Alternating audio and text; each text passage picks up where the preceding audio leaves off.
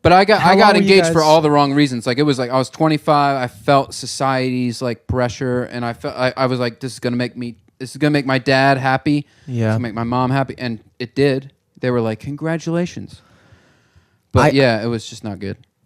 They had that stat. It said, I read somewhere that it was saying like couples that live together before they get married, they're like twice as likely to break up or something like that. Makes sense. Oh, twice as likely to break up. Yeah. Okay. That's what I heard. That's a statistic that I read. Well, going back on the last theme of we're all raised on a lie, that was me buying the lie that like, you just get married, that's what you do, and you have a kid, and everyone goes, because society goes, oh, congratulations. Yeah. You know, like, and you want that. You get mail. You get pieces of mail that are like, we're so happy for you. You're like, I'm miserable. It's a form of validation in like a life that otherwise you don't really get that much of. So it's like getting married's like one of those milestones where it's like, okay, I'm doing something right. Like this is what I'm supposed to be doing. But like, or it's just like it's so ingrained in our society that like it's like, all right, I'm gonna go to school, I'm gonna get a job, I'm gonna settle down, I'm gonna get married, I'm gonna buy the house with the fucking white fence, and like. And that's just not for some people, especially like that young. That's very young too. I think it's an age thing. Like there's definitely gonna be. The idea of getting married right now is inconceivable. I just played I'm 25 in September. And yeah. I can't imagine getting married, dude. I cannot. But at the same time, girls have a different like timeline lined up. You're dealing with somebody else's life there. Yeah. When you're in a relationship like that, it's like, I might have all these things going on, but like. Your girlfriend might be thinking like, all right, I'm 25, like trying to have kids before like I'm in my 30s, maybe, who fucking knows? Mm-hmm. It's like that. You got a lot of shit to contend with. I could, do you see yourself ever getting married, or you just? Yeah, maybe someday. I mean, it was just early, it was like something that like I said, I was just like pressured to do. It was like society pressure, and sort of I felt that, and it wasn't right. I mean, I wasn't, I'm sure for some people, marriage can work out great. It's just for me, it wasn't. But that was 7 years ago now. Oh, it was longer than that. Yeah, and you were going into it for the wrong reasons. Yeah, so, And I'm sure there's a know. lot of people out there who feel like. They're out of ideas, and this is a great way to make your parents and your aunts and your uncles happy in your neighborhood. And everyone goes, "Oh, you're married." It's very on paper. It's like, "Oh, we're having a wedding. That must be a party." But I've been to a lot of weddings that people they're divorced now. Yeah, it's like I want my fucking money back. Yeah, isn't that crazy? I've only been to like a couple weddings in my life, but like at least like one or two of them not together anymore. I'm sure it works for some people. Yeah. But, if you're in it for the wrong reasons, don't do it. Is this the camera?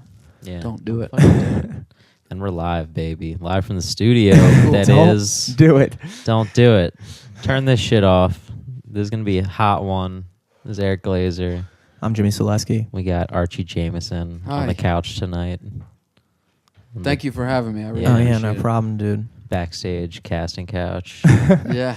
I was gonna say one of the that's like I always use the example of college, and it's probably just because I'm just like, I'm assuming people probably listen, or they probably don't listen, whatever, but they're just like, yo, Jimmy he's always shit talking college. But it's just like, I feel like once you get out of high school, it's just a constant search for like, all right, so not the real world yet. It's just like okay, so when I was working as a server, my big thing was like, man, once I had like a steady income, like a respectable position, that's when I'm going to be happy. And now I'm in a kind of a place where I have that almost lined up, and I can already tell it's like, nope, I'm not going to be happy when I do that. Like, that's not it. And then it's like on to the next thing. And then it's like, okay, maybe when I get married.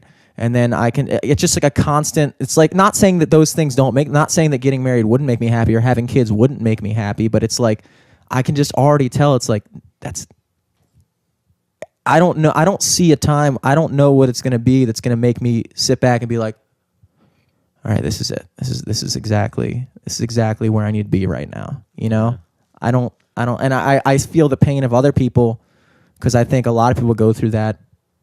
I think everybody goes through that. I think that's why people do the things they do, why they get married early, why they, you know, I don't know, man. I don't know. It's just another scam. It's just another scam that get you to, listen, I went through it, man. You buy, you're supposed to spend X amount of money it's from like the 3-month salary, but it was made up by the diamond industry or whatever, like the jewelry industry. Dude, and I was driving a forklift. It's just like a made up saying. I think getting married is important. I think it was understood, and there's got to be a reason why pretty much every culture, regardless of religion, marriage is one of those things that transcends like everything. Like every culture, pretty much, that I know of, every culture that I can think of, they have some form of like marriage. Like that's the idea of two people getting together and saying we're going to do this.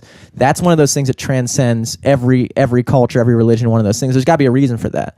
I think it's a very valuable thing. I think for a society, I think to have strong family units, and that had to be something that they understood back then. So it's definitely something that I would want to do eventually.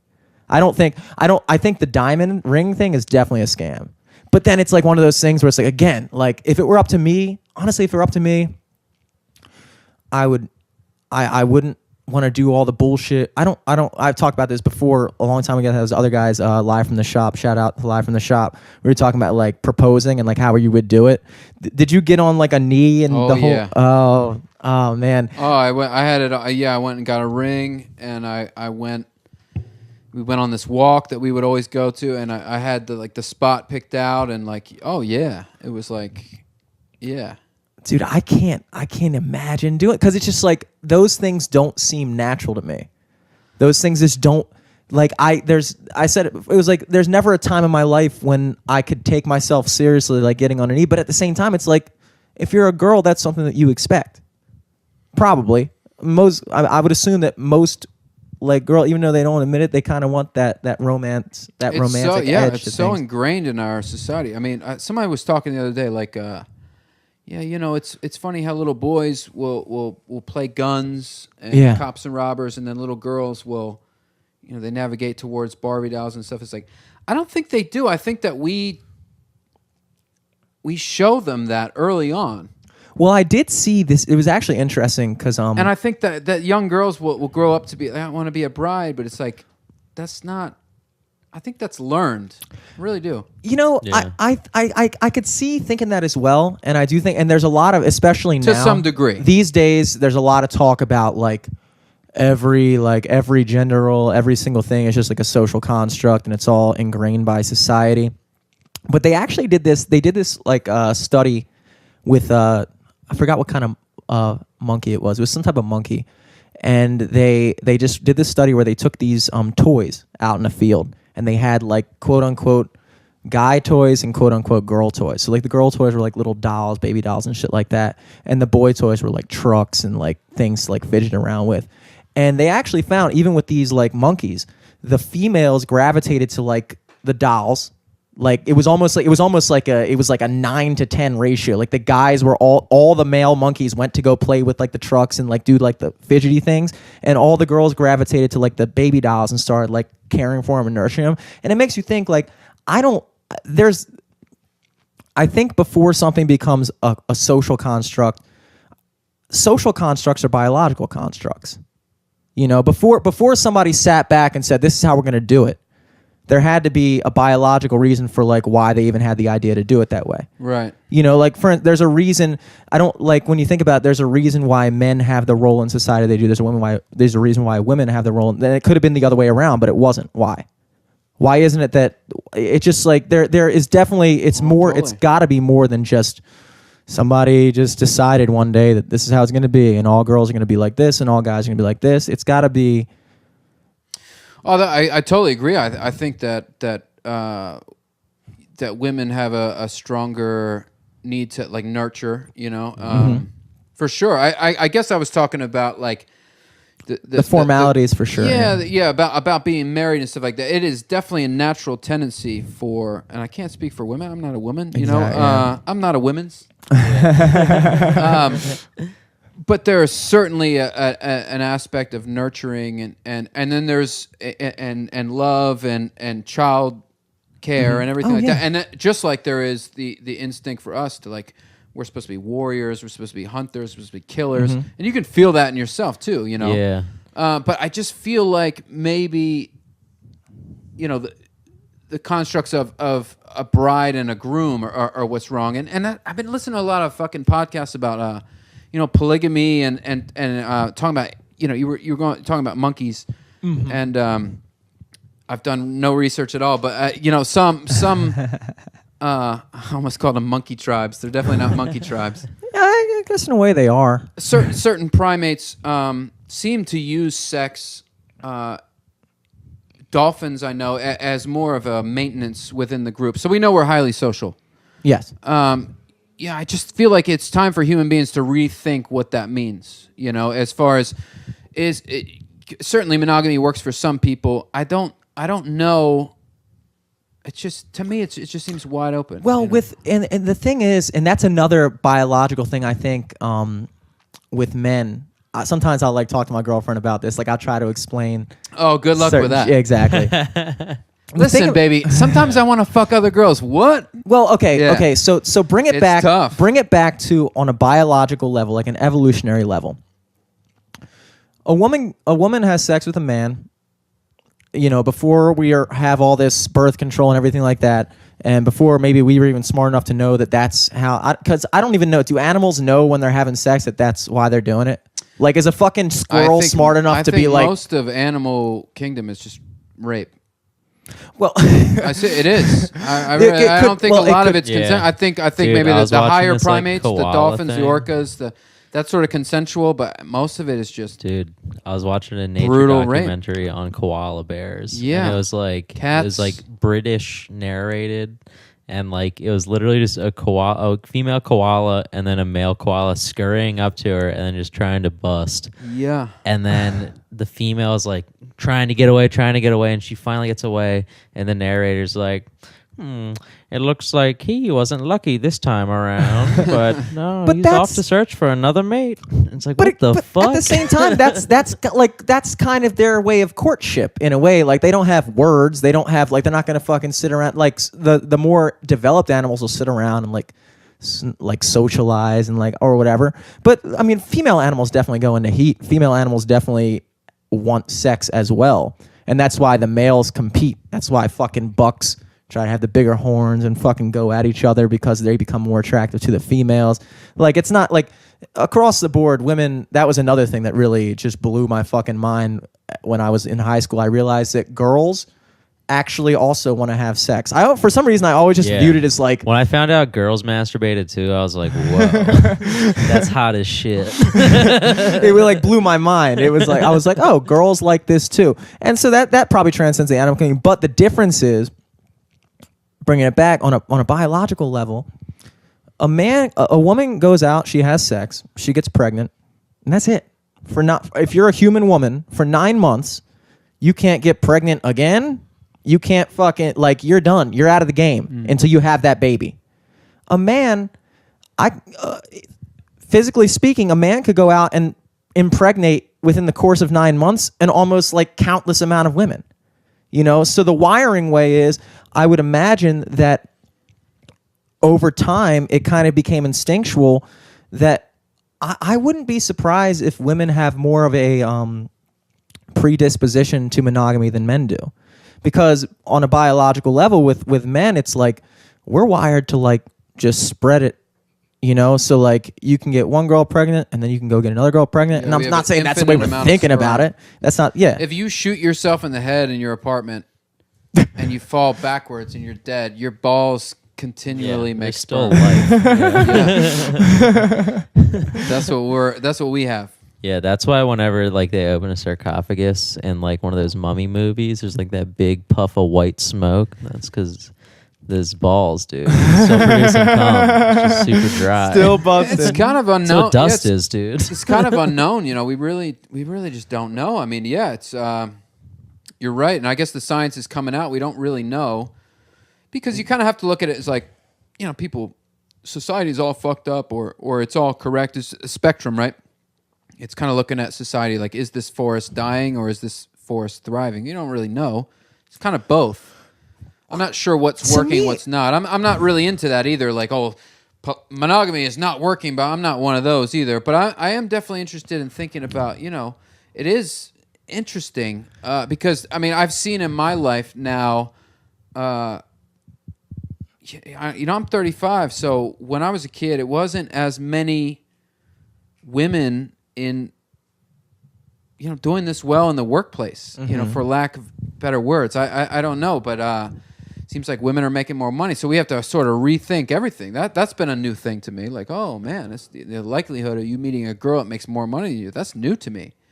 Yeah. And that I might sound dated and whatever, but that's it's kind of like, in my opinion, the fact that we've kind of taken, because we talked about this a little bit with Henry the other night. We were talking about just like the difference between the way guys and girls think, and like when you're in a relationship, just like certain things, there's just certain disconnects, like certain ways that like I'll express myself to another person where I'm thinking like my girlfriend would be like, you don't do these things, like you don't like do these little extra things, and I'm thinking like, but like I did this, like that should, like that works with my guy friends, like my guy friends know that I appreciate them by certain things that I do, but on the same token, it's like there's a complete disconnect when you're talking to like women, they do think differently. Oh yeah, their brains are composed differently. There's a whole bunch of other things, and they seem to navigate by intuition. So yes. That's what makes it being. That's what makes heterosexual relationships strange, right? When you come home and you go, "What did I say something? What I don't understand." Yeah. She has just decided. Women get a lot of shit. Rightfully so. For being like multiple personalities. You're not dating one woman. Yeah, but you're dating 8 or 9 different women. That's what you get. You leave the house and you say, we left on this term. You come home, she's somehow mad at you. But the reason is because real shit. The reason why there's such a confusion surrounding women is because it's all the confusion is within men, and there's two equally valid interpretations of the universe competing. So so on one end, I'm sitting here thinking like, well, we're the ones that are right? Like they're crazy, and they're probably sitting there doing the same thing. Like, why the fuck is he? Why does he think like that? The crazy thing is that nobody's right or wrong. Exactly. That's the hard part about it. Is that she's not wrong, and you're not wrong. And sometimes you got to say, "I'm sorry." It's just, dude, it's fucking weird, right? I think that in my, and this is my opinion, I think that one of the worst things we did, or what, and this is going to come off as strange at first, but bear with me here. One of the worst things we did is basically kind of say that like, okay, so for all of history up until now, pretty much, it was the man's role to go out and get a job, work the job, bring home the money, and it was the quote-unquote woman's role to take the money, nurture the family, be the homekeeper, blah, blah, blah, blah, blah. And those things were valued equally. Even like that's evident in like alimony laws. Like for the way alimony is set up, the reason why women get half your shit is because it was understood that back in the old days, the man went out and worked and the woman didn't. And so, but at the same time, her role at the house was equally as important. It was just in a divorce, she would be left with nothing. Exactly. She would be left with nothing. Job, yeah. And so under the eyes of the law, they didn't look at it as like, well, yeah, the guy went out and made money and he made all that money, but the woman didn't do fucking shit. She just fucking sat at home, cooked, raised the kids. Like, what makes you think she's getting any of that money? But what was always understood was that was very important. That was a crucial part of the family dynamic. Yeah. And so what we've kind of done lately, I'm not gonna say who, but what's kind of been happening lately is we've kind of gone out and said, no, doing that means you're selling yourself short. If you're a woman and you don't want to go out and go to college and get a career just like every other man, you have to. If you're a woman, the best way you can prove your worth to the world is by going out and doing everything a man can do just as well. And of course, a woman can do everything a man can do just as well.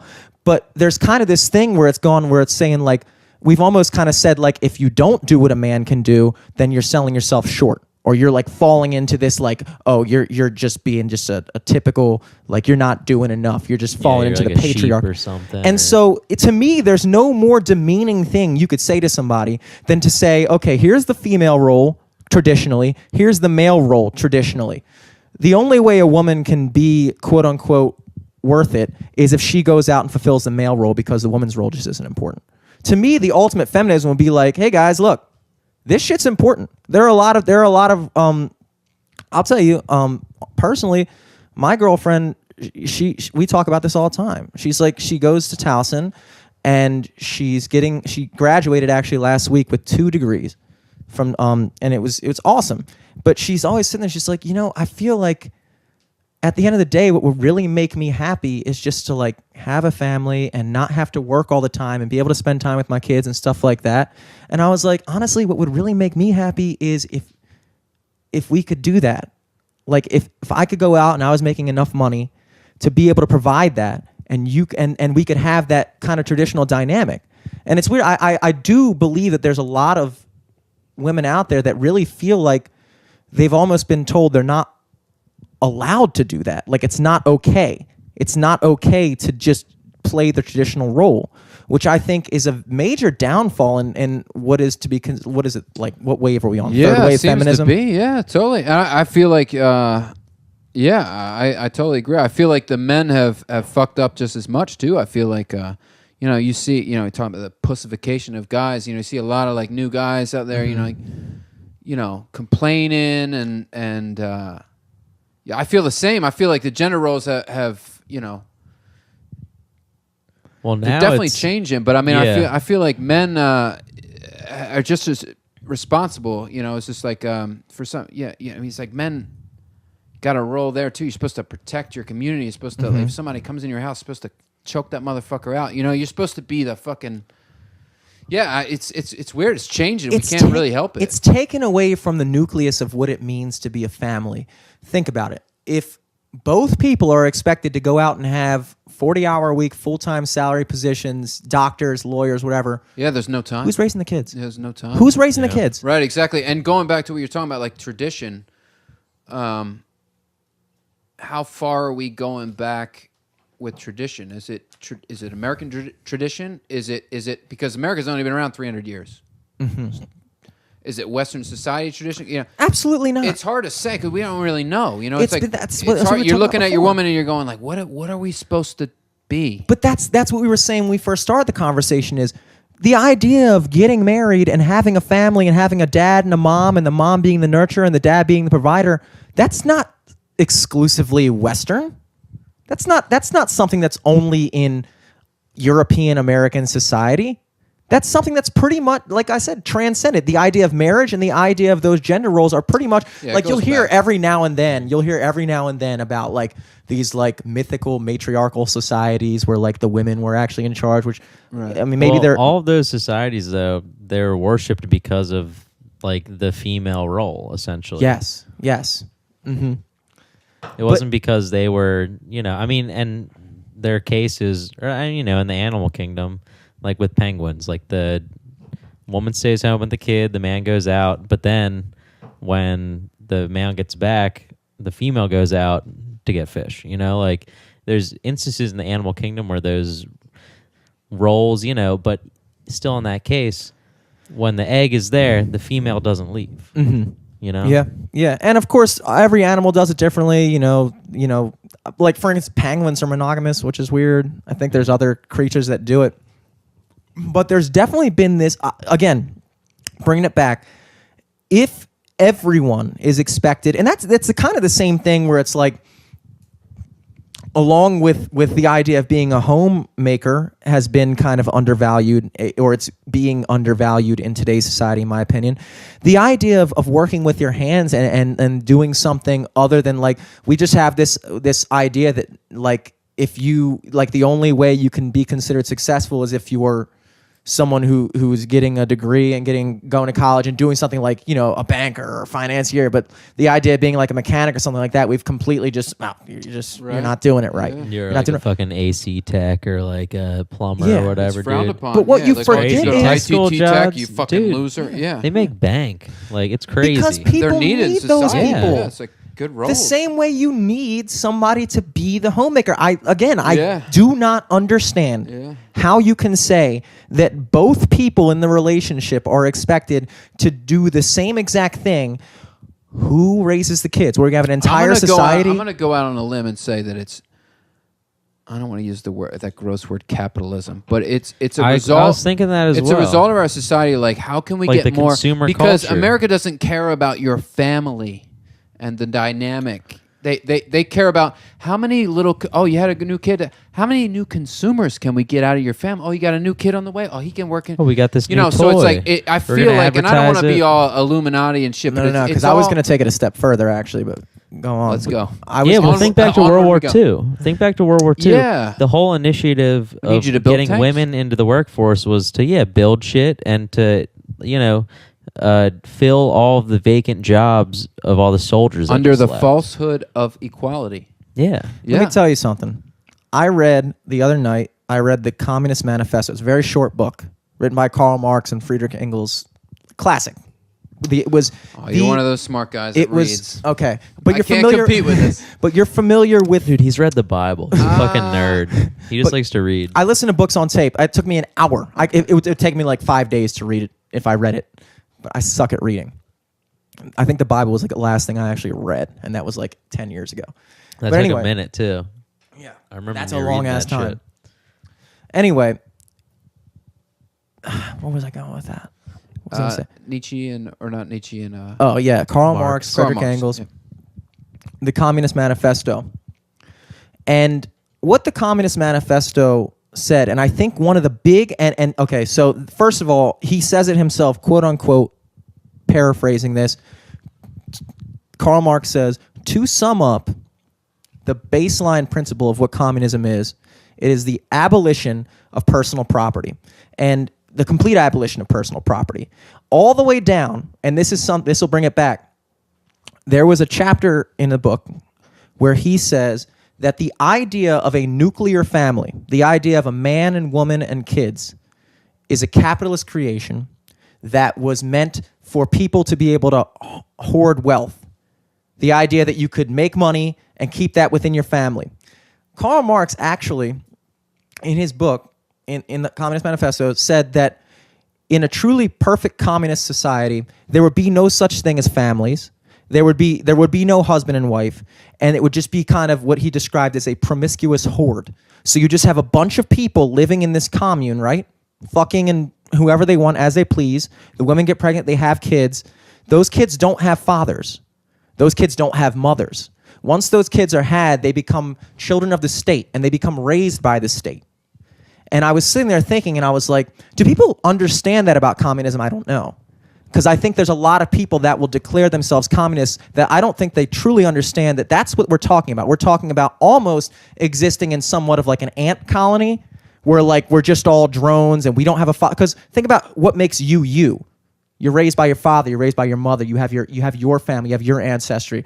We're not just fucking. I would hate if my entire identity was based off of what I learned in public school. Right. Yeah, but that's what we're talking about here. And so I'm thinking, what are the modern parallels? Modern parallels to today's society are, we're talking about now, instead of having the father who becomes a provider and working, and having the mother who stays home and makes the house, and that's the idea of a nuclear family. Well, now we're talking about, now you guys are both going to go out and be worker ants. You're both worker ants. And your kids, somebody's got to watch them. Give them to us. Yeah. Put them in daycare center. Put them in these public. Yes. Put them in these babysitter, paying their pills. Fucking. Put them away, and then those kids. To me, what you're saying you were viewing as capitalism, I'm actually viewing as a complete deconstruction of capitalism, which in my opinion is not a very, and people very well may disagree with me on this, but I think that another thing that he says at the very end when he's summing up everything, he says the communist movement will get behind anything. They were talking about the socialists, the democratic socialists in France and everything, because all these terms existed back then. I don't think people understand that. We hear Bernie Sanders talking about democratic socialism, and that's the first time most people ever heard. No. That's old school. Yeah. You read Mein Kampf, and Hitler is talking about that shit, dude. Yeah. It was understood. Yeah, it can be dangerous stuff. It was understood. Sure. It was understood. You ever heard of this dude Jordan Peterson? I was just about to. I really like him. I was just about to bring it into postmodernism because I really like him a lot. I don't agree with everything he says, but it makes me really think, like him a lot. I'm like, that's a guy you need out there saying what he's saying, because it's like, yeah, it's powerful shit, because it can be dangerous. Yeah, complacency and like this is the way it is what we do. That's Jordan Peterson's dude. pretty much that's his miles, or I don't know what I just love his stance on just anti-PC and like when like college kids come up to him with their videos, and like he does such a great job. Yeah. He's so articulate, and they're like, dude. "Oh, you fucked up. You went to the wrong guy." There's like that This protest at like a speech he was doing in a college campus in California, and, like, I think. Yeah, people are just like interrupted the whole thing, and he just like sat there the whole time.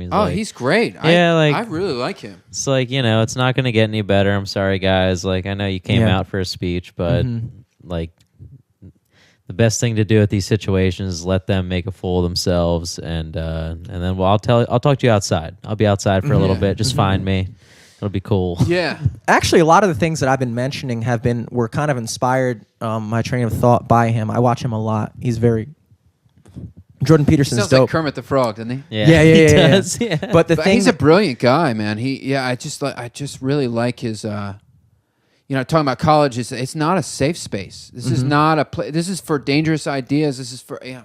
Yeah. He sums up. That's He sums great. up what our society is moving towards quite well, and the term that he uses a lot. He sees it because he's a Canadian. He Yes. sees it. He kind of sees it And- as an and outsider's Canada, and- perspective. but the Well, he thing sees is- it as like a virus that's like coming up. Canada's Yes. further down the rabbit hole than we are.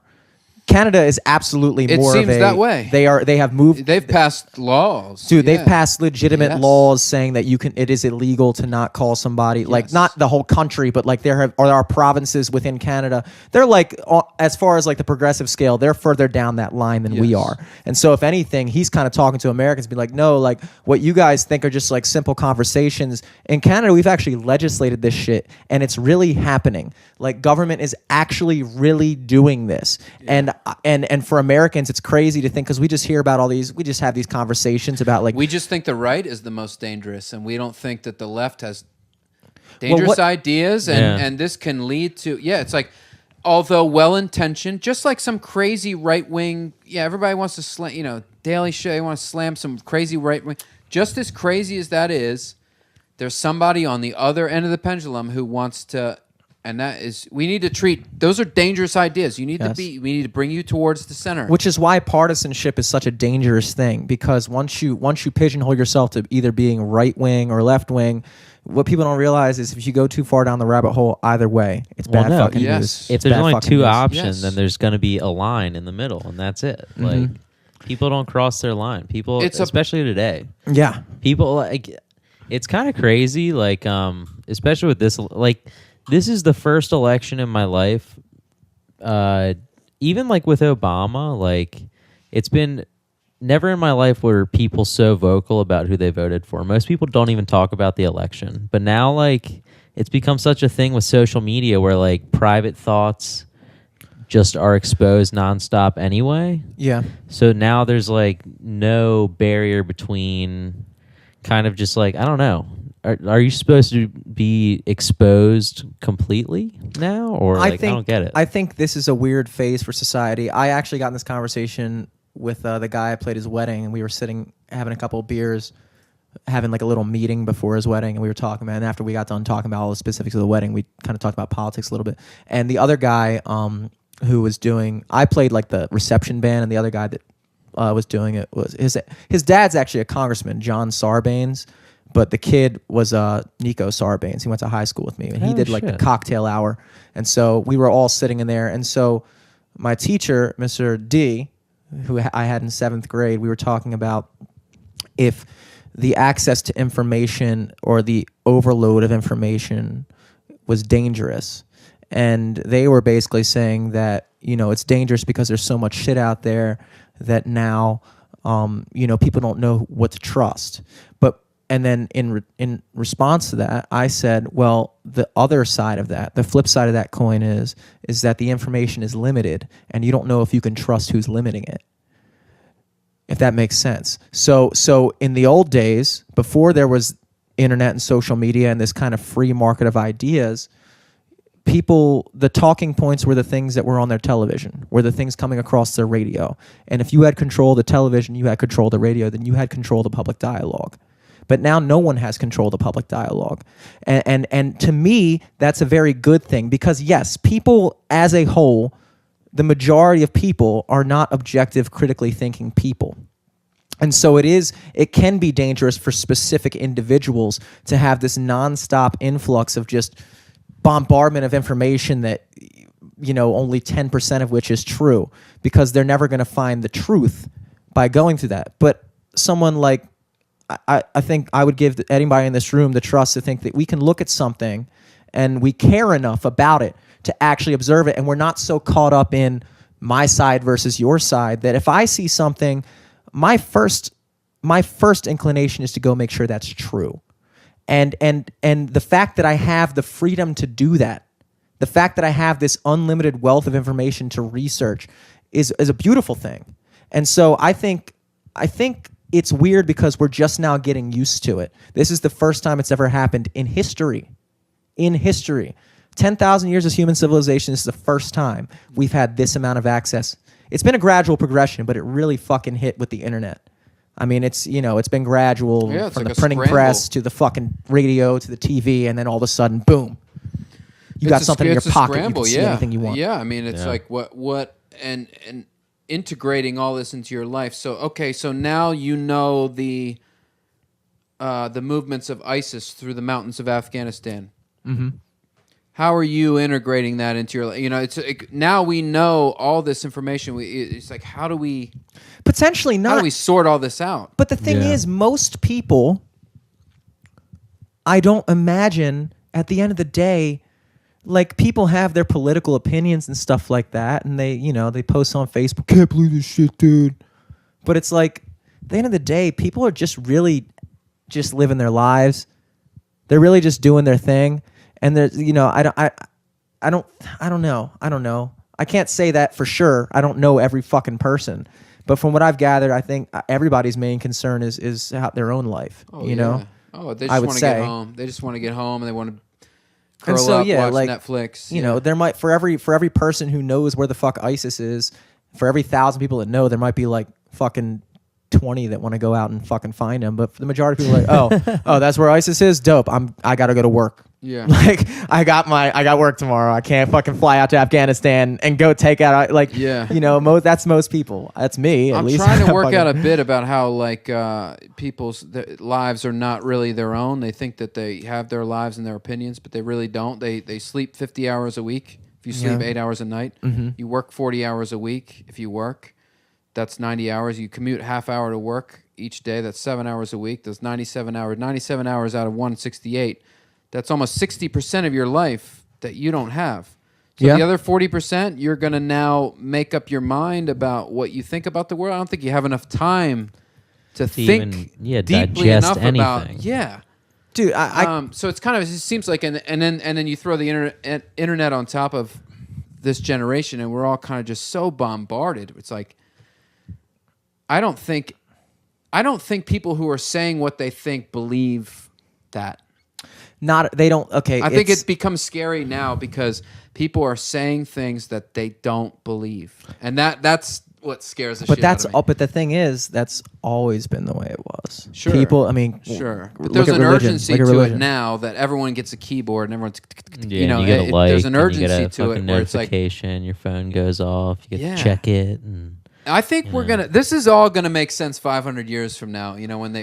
But we're just stuck in the middle of it, but they're going to look back and go, man, they dropped the biggest piece of technology on these human beings, and all we can do is take selfies and fucking send texts and like, LOL, what are you doing? Yeah, and it's like, we don't even think about how amazing the technology is. Right. We just think about, look at me, like, look at this, I have this. Check out me that I took with this fucking supercomputer in my pocket, but don't No, check out me though. I mean, I don't know how to use it. I mean, I look at my iPhone, I just stare at it, and I'm like, I don't know if I'm using this the right way. You know, like, I don't know what this is for.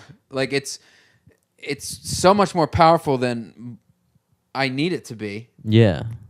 And I don't know what, like, just like, it's just too much power. You're like, do I think promote myself in Japan right now? Like, why not? I think every person kind of goes through that where it's like, and I think it happens when you're in like your youth and before you get involved in your real life. Like, for instance, like my parents get by on a daily basis. Like, okay, I'll use my grandparents and I'll go to my parents. My grandparents still have a landline phone. Yeah. Right. That's fine, but that's fine with them That's because new technology. That was like new technology. Yeah. The last time they gave a fuck about new technology, like maybe the last time they gave a fuck, they got a computer. Yeah. And like my grandmother didn't have a fucking iPhone 7. She doesn't give a shit about that. That's for young people. And then the young people are going to get their iPhone 7, iPhone 8, iPhone, maybe they'll get up to 13 before they turn 26 and they'll be like, all right, dude, I'm fucking good with the iPhone 13 for the rest of my fucking life. Like when I'm 40, I mean, I've already reached that point. I've reached that point. I have a fucking and Droid. You'll be there too. You'll be like, yeah, you'll eventually be like, oh no, I'm using the new technology. I feel like I'm already there. There's already so much shit out there that like I'm amazed by technology. Dude, but I don't have any overwhelming interest to fucking go out and get it. Yeah, I don't. There are a lot of people that do, but I think everybody reaches a point where they're like, dude, I am totally good with my smartphone that can Google and Snapchat, and I don't need something that can do. Who even? That's the beautiful thing about technology. Somebody out there tonight is making Netflix better. No, it's fucking insane to me. The newest, hottest fucking toy is a fidget spinner. Yeah. Nothing electronic, nothing like anything. It's like the new school fucking like ball in a cup. It's those little fucking the tri-point thing with a ball bearing thing in the middle, like a skateboard bearing, and you literally just spin it. Because it's real. It's real. Yeah, it's real. It's actually real. It's not a physical thing. It's not an app on your phone where you spin it. It's a real fucking thing. Yeah. And that's amazing to people now. Like, yeah, it's insane. Kids go fucking insane. It's wild, dude. They sell them at every 7-Eleven now. They sell them everywhere. Street corners, dude. It's insane. That's why I love this podcast, because we just go into what spinner, dude. I was gonna say before we kind of went down a track there, but in relation to Jordan Peterson. Yeah, let's talk more about him. One of the things I really like, that he talks about a lot is this idea of postmodernism. And I looked into it. And my first experience with postmodernism was I went through this kind of like philosophy phase. I don't quite know what postmodernism is. I'll explain it. Okay. So I went through this philosophy phase in my life when I was like 19, 20. And I picked up this book by Jacques Derrida. He was a French philosopher. I was reading it. And I remember getting through like the first chapter and being like, none of the shit that this guy's saying is like, it's not good. Like I don't fuck with this. Like it doesn't make, like it just seems like he's just saying a lot of like things that sound smart, but they aren't smart. Like he has this one quote, it's like, everything we do is pretend. So if I do something, I'm only pretending to pretend or something like. It's just like stuff that like sounds like on the surface deep, but it's just like you're just saying fucking nothings. You're just saying you're a fucking like slam open mic poet. Yeah, he's like a he was like a one of those classic smug fucking French philosopher guys. Fucking his pictures like him like this, like he thinks he's the fucking smartest guy in the world. I remember seeing that and I was like, am I not smart because I don't get this? But a lot of people fucking loved him. And when I was listening to Jordan Peterson, he brought up Jacques Derrida as one of the founders of the postmodernism movement. And I was like, interesting. And Jordan Peterson did not like Jacques Derrida either, which made me go like, fuck yeah, dude. I think I was on to something. And he said, postmodernism summed up is the idea that that there is nothing in society that has any grounding in fact. Everything is a construct. Everything we think we know is merely just something that was just made up at some point, and it has to be all stripped away in order for us to find some type of like whatever you want to call it, promised land or whatever the fuck term that you want to use. But it was basically the idea that that society needed to be torn down completely because it was all wrong. And there's nothing there with any value or basis in anything. And so, and then immediately, the first thing that came to my mind was Marxism. Marxism, like I said that they would support any movement that was behind the complete annihilation of society as we know it, because that was the only way that they could instate their new ideology. And so, lo and behold, I'm looking into it more, and I find out that Marxism was actually one of the main, or actually the foundation of what postmodernism was based on. This idea that everything's wrong. And look around, and what do you see? Gender, social construct, no such thing. No such thing as boy and a girl anymore. There's no biological basis. You learn to be a boy, you learn to be a guy. There's no anything like that. Everything we think. People will say race is a social construct, even though I can blatantly look. Well, and that's the thing that I think is funny, because we have such a progressive thing with gender and everything, but the minute Rachel Dolezal came out, and then tell me about that. It was the woman that worked with the NAACP. Okay. And she was married to a black guy and said she was full black her entire life, and Yeah. But it came out her parents came out on an interview. They're both white, and they had family photos and all that stuff. And she came out and said she was trans race and that she felt as if though she was black. And she literally got made into a laughing stock, and now is I think on the verge of being homeless. Just because she can't get a job, she can't do it's crazy.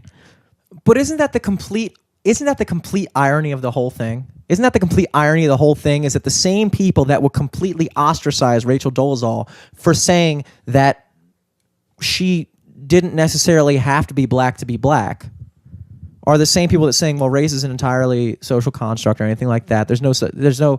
When I can clearly look at an Asian person, a black person, Middle East person, a white person, and see that this is us. I'm not saying anything beyond that, but it's you have to at some point acknowledge that there is a basis for these things. You can look at a boy, you can look at a girl, and the thing that I really think fucks up the whole movement is that, for instance, when the trans movement came out, one of the main things that they sought to prove was that transgenderism is a real biological thing. It's not just somebody that thinks that just made it up that they're a guy. And they proved that. They proved that when they said that the brain chemistry, if you're a guy, so the way they did it was, I think we talked about this before with Henry too. The gray matter. Yeah, the gray matter. So they found different ratios. So a male brain has has 10 times as much gray matter than a female brain, and a female brain has 10 times as much or 10 times as much white matter as a male brain, and those things differ, and they have different functions. So the gray matter functions more with I think it was cognitive shit like that, and the white matter focused more on I don't know what the word is, but you know what I'm talking about, intuition, stuff like that, more in touch with emotions and stuff like that, both equally important. What they did was they found that men who were trans women actually had similar ratios of the white matter to gray matter that a woman had. So they actually proved a biological brain difference between a cisgendered male and a transgendered male, if that makes sense. So they found biological grounding. And then they go out and say that on the same exact argument, they'll say that it's completely or there's no biological difference between men and women. Yes. On the same exact coin. And to me, it's dude, you guys had it. You fucking had it. You proved that your shit is real. Whoever wants to go out there and say that there's no such thing as transgender is now wrong because you proved it scientifically. And now you're going back on it and saying, no, but actually still it's completely social construct. Yeah, it depends on whose science. Yeah. Mm-hmm. Who's funding this But at what point are you just going to say, okay, well, there's no, to me it's nonsensical. Yeah, I think a lot of this is well intentioned. It's really about acceptance and we want to be to me it sounds more like people just wanting to be like in a group or like I don't know. Yeah, it's more about it's so enormously complex, you know. I guess I really haven't thought too much about this subject. as I'm saying this, I know that I'm probably wandering into a lot of rabbit holes that I sound stupid when I say it, but like if you just this stuff needs to be talked out. This exactly. Yeah. And that was another thing. Going back to Jordan Peterson, one of the things you just got to speak your truth and man. He said it's not about being right or wrong. Somebody asked him why do you think freedom of speech is so important? He said, well, the beauty of freedom of speech is when you're allowed to freely talk about things. When you ever been talking to somebody and it's like you having a conversation about a certain topic and it just goes real deep. And then you start talking about shit, and for the first time you realize that you've never actually thought it all the way through. And sometimes that leads you to realizing that you were wrong. Yeah. Sometimes it leads you to a deeper understanding of why you were right. But at the end of the day, it always leads to a better understanding of what the reality is. Yeah. And so when you limit the conversation, what you're really doing is limiting the opportunity for people to actually come to a real understanding of what things are. And in ways that makes a lot. That's what religion. I said this before, and I forgot what episode it was on, but I was saying religion was kind of the first philosophy, and or I said religion was the first science, but what I meant was religion was the first philosophy, because all philosophy is a seeking to understand. It's the seeking. It was a friend of wisdom. The Greek word philo is friend, sophia is wisdom, friend of wisdom. So it's really just people trying to understand. And religion was like pop philosophy. Made it easy. You don't actually have to fucking know. We're just going to tell you how it is, and then you can fucking say all this shit, and then you can fucking do your cross, and you understand it, but you really don't. You really don't. And at the same time, what they did was, with Christianity and pretty much every religion, I imagine, they kind of talked down any opposition to it. So you can't fucking talk about maybe Jesus wasn't real, or you can't fucking say Allah's not this. You can't do that. Just take what we give you and shut the fuck up. Right. And that's what we're trying to avoid. But at the same time, now it's like we've gone down this thing where it's like, and I always wondered when you read 1984. You ever read 1984, George Orwell book? I have not. No, that's a book I should read. That you should. Dude, I'm in like the same boat with like all of this shit, Archie. Yeah. Like he keeps naming books. I'm like, oh, I've heard about these, but you say you're not well read, but you've clearly read you books. read so many fucking books, dude. I'm not well read, and I've read maybe 5 books in my life. But this conversation is making sense. At least, like, is it? Oh, 100%. Connecting? Yeah, 100%. I was just thinking, like, these are enormously complex conversations to have, and that's, you should have honest conversation. And I was thinking there's a way you could bullshit your crowd. If we had a transgender here, we could sit there and pepper them with questions. What do you think about? Ultimately, it's just one person, and you're asking them to represent like a ton of people. The whole group, yeah. Yeah. So it's just like. It's not like you're trying to gain traction with this subject, but it's more like, you just have to be real, And I mean, I agree with you. I totally agree with you. It's dude, I totally it's a strange thing. I totally ultimately get that, I think people are looking for acceptance, and it's like, this approach that seems to come from the left, that everybody's a bigot and everybody is out to that's the wrong approach. It's like, hey, wait a second, I mean, the amount of like, I'm just normal looking white dude in the comedy world, and I'm surrounded by a lot of people who from all fringes of society, right, comedy and everything like that, and I get treated just as rudely, because people assume that I'm just some shithead. Yeah. Mm-hmm. Than I ever treat somebody else, and yet you hear it nonstop from the left. Oh, the bullying, blah blah blah. It's like, motherfucker, you bully us too, right? You know that, right? Yeah. I'm gonna let you slide with that, but you're doing the same shit as the counterculture. Ultimately becomes another culture, and if it's like.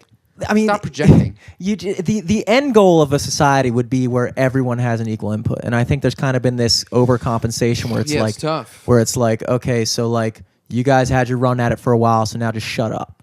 Which I get, because I get the whole, like, I get at the end of the day, I'm a straight white guy. And I'll never understand what it's like to be a woman. I'll never understand what it's like to be black. I'll never understand what it's like to be gay. Sure. I'll never understand any of those things. But at the same time, black guy's never going to understand what it's going to be like to be white. A woman's never going to understand what it's like to be a man. Yeah. And it's important that we have that conversation. Yes. You can't just say, look, dude, you got it made. Shut the fuck up. Because then what's going to happen? What are we going to do? What are we going to do? We say, okay, so straight white people, you're not allowed to be in the conversation anymore, and now society's going to be run by everyone else. Right, yeah. But what my belief about human nature is that when anyone is given a position of power, I don't know who would disagree with me about this, but it's a known thing. Power corrupts. If whoever's getting fucked right now, if given the upper hand, I do truly believe would do the same amount of fucking. I really do believe that. I don't think that there's this kind of thing where it is annoying because again, people probably very vehemently disagree with this, but I don't think that it's necessary. People say like, okay, like everything was like racism and things like that, and white people are like the one race of people. We had this guy named Floyd Gotts. He was a great guy. But he kind of is in that school of thought where it's like white people are the ones who pervade racism. White people are the ones who try to run shit and make things better for them. And if they stepped out of the way, like the rest of society, I'm like, no. If you put a society where it was entirely run by any other race of people, I think it's only natural that they would start to kind of make things benefit them. And I think it just so happened that this is the way it is. I don't think think that it's like right. I totally hear that argument. Certainly living in a black city, you hear that argument like it's just white supremacy and it's white privilege, and I hear that, and there is that. I understand that. Of course, and there is that. Yeah, but it does sound awfully simple, doesn't it? To be like all you got to do is just, and it's like that ain't how it is. Yeah. It's not just that not fucking how simple. it is. And the more you want to point at me and tell me I'm this white guy, you're that just fucking help, up your dude. own cause. Yeah. Somebody said to me, well, yeah, that's like my comedy is just like some blah blah blah, some white guy shit. It's like, yeah, motherfucker, I'm a white guy. Yeah, what do you want me to do? Like, yeah. That's what. First of all, I don't hate myself. Yeah, it's like, yeah. So white guilt and all that. I don't know what they're talking about. You know what I mean? Yeah. So I understand. Like, there's a whole lot of when the only information about like I don't know, like you see like those fucking teens, like the rich kids on Instagram, like I don't know. There's like a fucking website where it catalogs all the rich fucking white kids on Instagram, and like if that's all you're seeing, and you're like, all right, yeah, that's fucking white privilege, but also the majority of this country right now is white, right? Yes. There's like, are all of their names on magazines or all like, you know what I mean? Mm-hmm. Like, is there just a cash crop that only white people know about, and we go on vacation to the ocean and we fucking take our bags of money out from the sand, and we all like first of all, yeah, you don't know you're white until you live in a black city and then they call you white. You don't sit around and say it's like, oh, this is my white family. You don't call yourself that. And at the same time, I'm not denying, like, okay, yeah, there's privilege. And, yeah, I get it that white people, probably fucked up a whole lot of shit. At the same time, that ain't my burden. Yeah. It just sounds crazy when you start having these insane conversations with people. And you're just like, man, I wish it was as simple as white and black. It's just not. Yeah, and there again, that just comes down. I was talking to my boss one time, and we were talking about it, and he was, my boss is like classic, like Republican, white guy, saying that like, white privilege, blah blah blah blah. And I was like, well, I'll tell you this, I don't think I've ever gotten an opportunity because I was white, but I will say I also don't think I've ever not gotten an opportunity. You probably haven't and weren't aware of it. I mean. Well, there is, especially around here. I mean, there is a perceived advantage, and even if it's just perceived, there is something there. Well, yeah, that's what I'm saying. That's what I was saying. That's what I was saying. I'm saying that like I can't deny that. I'm saying that like that's something that like, for instance, maybe if you're a woman or maybe if you're gay or maybe if you're black or Mexican or any other minority, that there may have been situations in your life where you legitimately weren't provided that job or weren't given this because of that. And that's something that I've never had to deal with because at the end of the day, I'm in the best fucking boat. I'm the best fucking boat. I'm a straight white guy. Right. You know, like, but that also doesn't mean that shit's just handed to me as a result. But I do recognize the fact that like I said, but I've never not gotten something. There's different white guys. So there's you're a college-educated, good-looking white dude. Now there's people. Yeah, you know what they never talk about white privilege when you go into like neighborhoods like Remington and Hamden where there's just bombed out fucking. No offense to people in Hamden and Virginia, but you're fucking West Virginia trash. All right, and. First of all, they don't see white privilege. The ugliest city they don't see white privilege. That's not. So it's more classism, and the higher classes seem to be white. So it's a racism problem. It's a class problem disguised as racism. Exactly, and that's because there's plenty of white poor. But you ever seen white poor people in the city? They're fucking scary. Yeah, yeah. You know what I mean? Because you don't see it coming because you just it's out of the norm. But it's like because you just think they're an old grandperson. It looks like white privilege is really just class privilege. Believe me, because my black friends, my white friends, my Asian friends, my Romanian friends, and my South American friend, you can just see it. It looks great on a news article to write white and black, but it ain't that fucking simple. And the race thing is used as, in my opinion, it's a way. It was purposefully used to divide people, and I don't know who was purposely. But what happens is you take a poor white guy and you take a poor black guy, and the way you keep them from ever coming together and coming up with a common solution is by convincing them that they're not the same. Exactly. They're not the same, and that poor white guy has no idea what you're going through, poor black guy, and that poor black guy could never be fighting for the same thing you are, poor white guy. But at the end of the day, you both fucking have shitty fucking living situations. You're both in the same fucking boat. Right. But you're made to think that you're not. Yeah, I mean to deny race issues in this country is ludicrous. Of course. 100%. I would never sit here and say like, I don't get it. I get it. Yeah. Black people were not allowed to drink out of the same water fountains as for sure, dude. I mean, it was fucking crazy. I get it. But yeah. You can't deny it. And we're paying for that. I mean, America is paying for. I mean, it's like this is what happens, you know. But unfortunately, it's not as simple as sitting there and just tagging someone with skin color. And it's also. But I get it. I do understand it. Yeah, but it's what it does is. So, one of the things, and I think one of the drawbacks of it, is that. What's I going at? Like we said before, the majority of people in the country are white. We live in a democracy. Right? We're there's certain stipulations to it, electoral college and stuff like that. But at the end of the day, it's kind of majority rule, you know, and it gets sectioned off into certain districts, and then they have a representative. At the end of the day, it's majority rule. And so if you have the majority of country dominated by one demographic, you have to understand that demographic has the most influence in the political policies. And everybody understands that. But if I was somebody who was black, if I was somebody who was in a minority group that wanted representation, that wanted my views to be represented on the government scale, what you'd have to recognize is that you can't do that unless you get the majority population on board with you. And the way you do that is not by telling the majority of population that they don't know what the fuck they're talking about. They need to sit the fuck down and shut up. The way you do that is say, hey, let's talk about this. I want you to understand what I'm saying. Not, hey, white guy, don't even fucking speak. I think there's plenty of people doing that. There's plenty of people do that. I think we hear the loudmouths out there, and we're kind of bombarded with,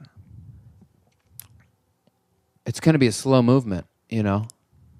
Yeah, you're right. That's kind of like of course, the majority of people are people just like you and me that are like, all right, let's. I mean, the thing that sticks out to me is like living in Baltimore. You got a predominantly black city. You got riots with a predominantly black police force, with a black chief, of police. Black mayor. With a black mayor. Predominantly black city council. All Democrats. Right. All Democrats, the party of the people. With a black president. Mm-hmm.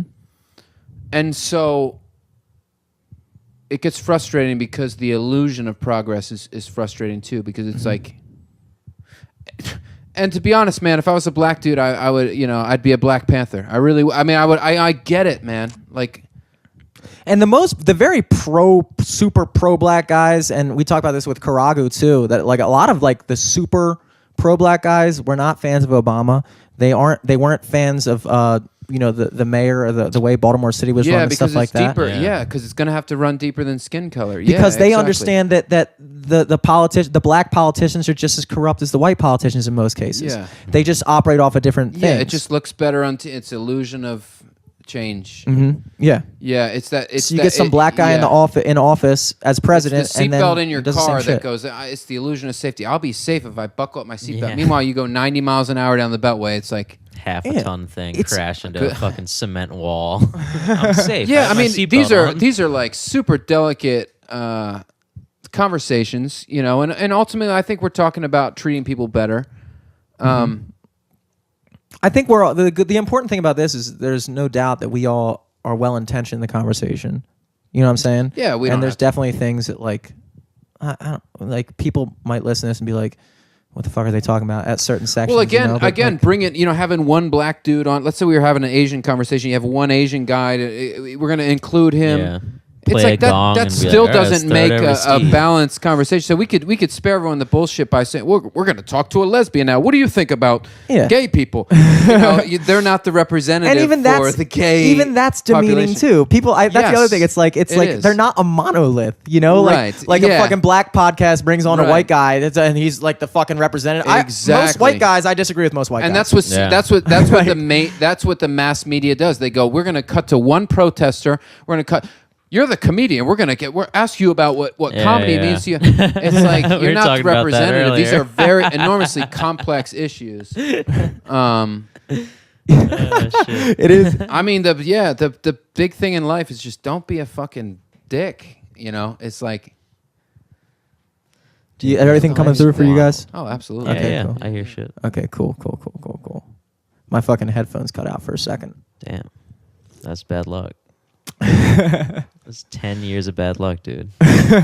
Sorry. But yeah, these are enormously complex issues, and they come about by talking about by being honest and not by saying taking some soapbox and being like, I think all transgendered are beautiful and everyone's beautiful. That's not real, man. Some transgender people suck. I'm sure. Yeah, some exactly. Transgender people exactly. Suck. It's like it was a guy that I was not getting along with that's gay, and I was like bashing this dude, and somebody was like, it's because he's gay. I'm like, no, it's because he sucks. It's like I have gay friends. It has nothing to do with he's gay. He sucks. He's a dickhead. To me, that I shouldn't have to be worried about like, that's not homophobic. No, this guy's an asshole. Fuck him.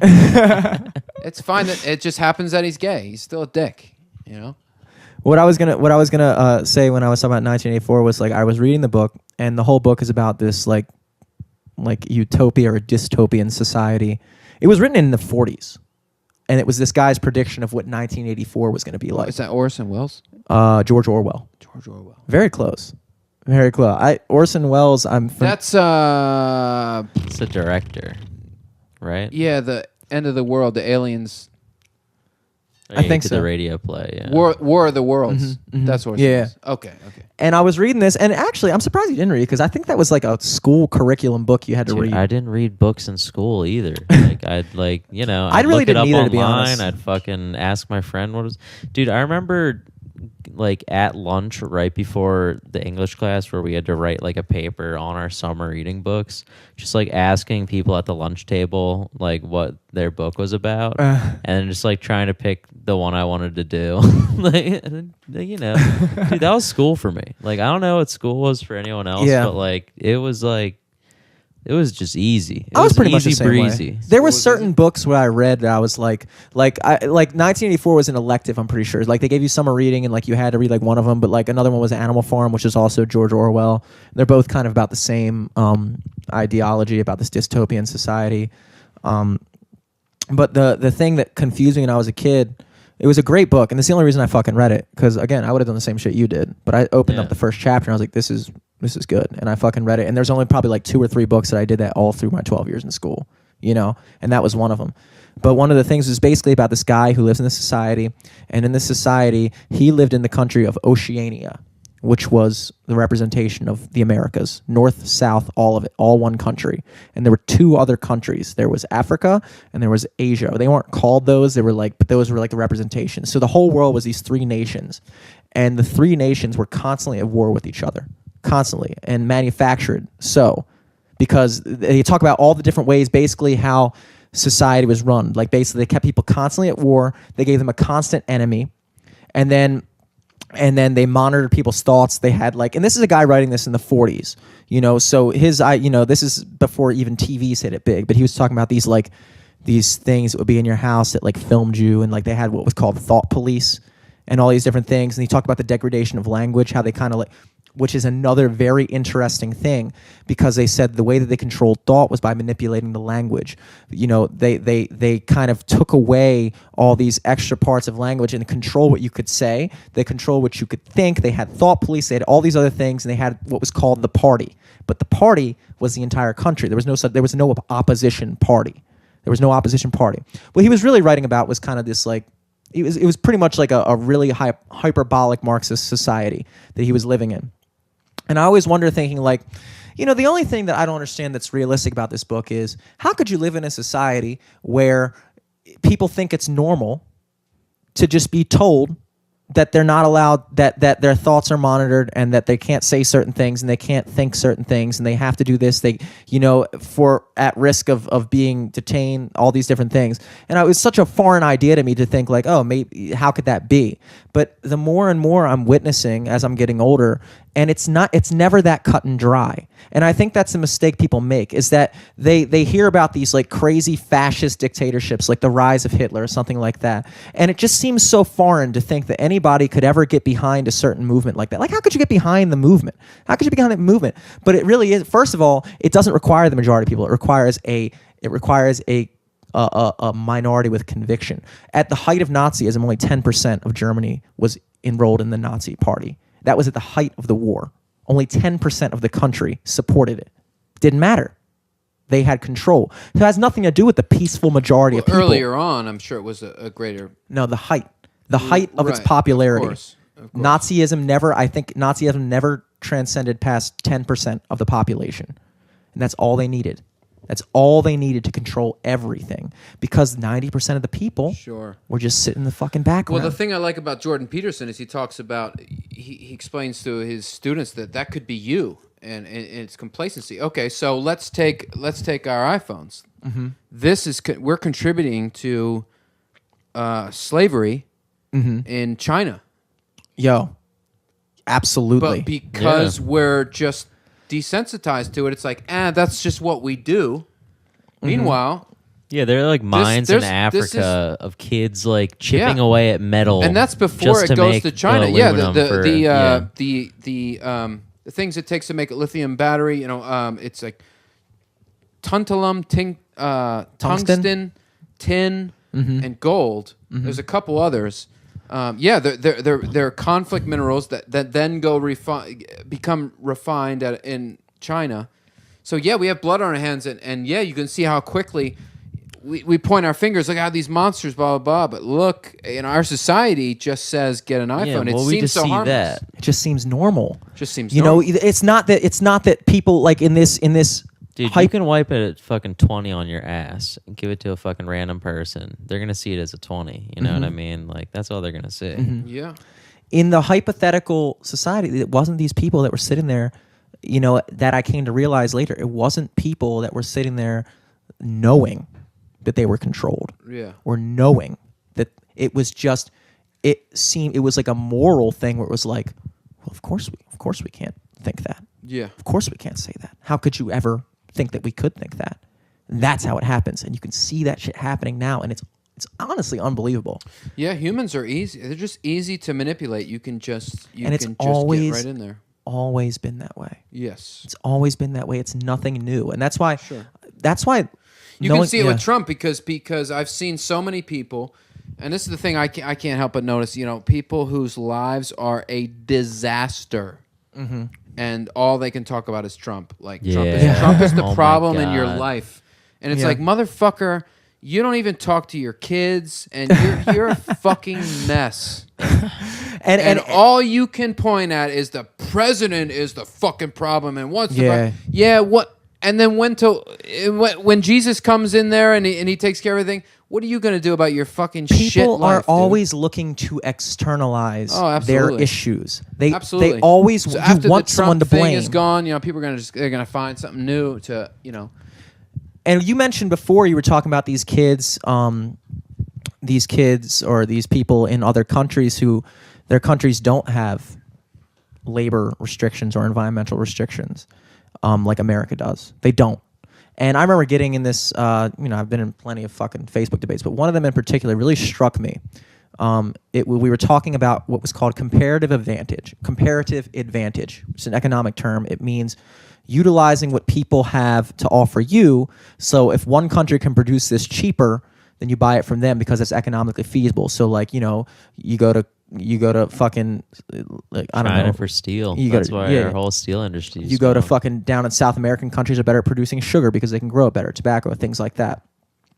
And they were saying that basically, and I think the one thing, and of course, obviously, but I think what a lot of people don't take into account is that a lot of the comparative advantage that these other countries have, like China, like India, like Mexico, is they are able to produce things for so cheap because they don't have the restrictions that we have.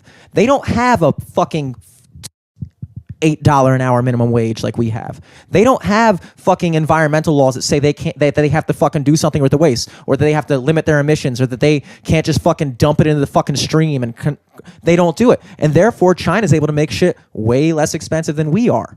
And so we're over here following our minimum wage laws, following our environmental restrictions, doing all these things, all these extra corporate taxes, all these extra things, and we're not able to even compete with India's iPhone. We couldn't possibly produce the iPhone here. And people were saying, people are advocating for it. And what I always go back to is, can't even make the automobile here. If the solution seems too simple, you're missing something. There are people on Facebook that, for instance, today, very relevant topic, Trump withdrew from the Paris climate agreement. He withdrew from it. And everybody, and regardless of what your opinion is on that, everybody has their own opinion.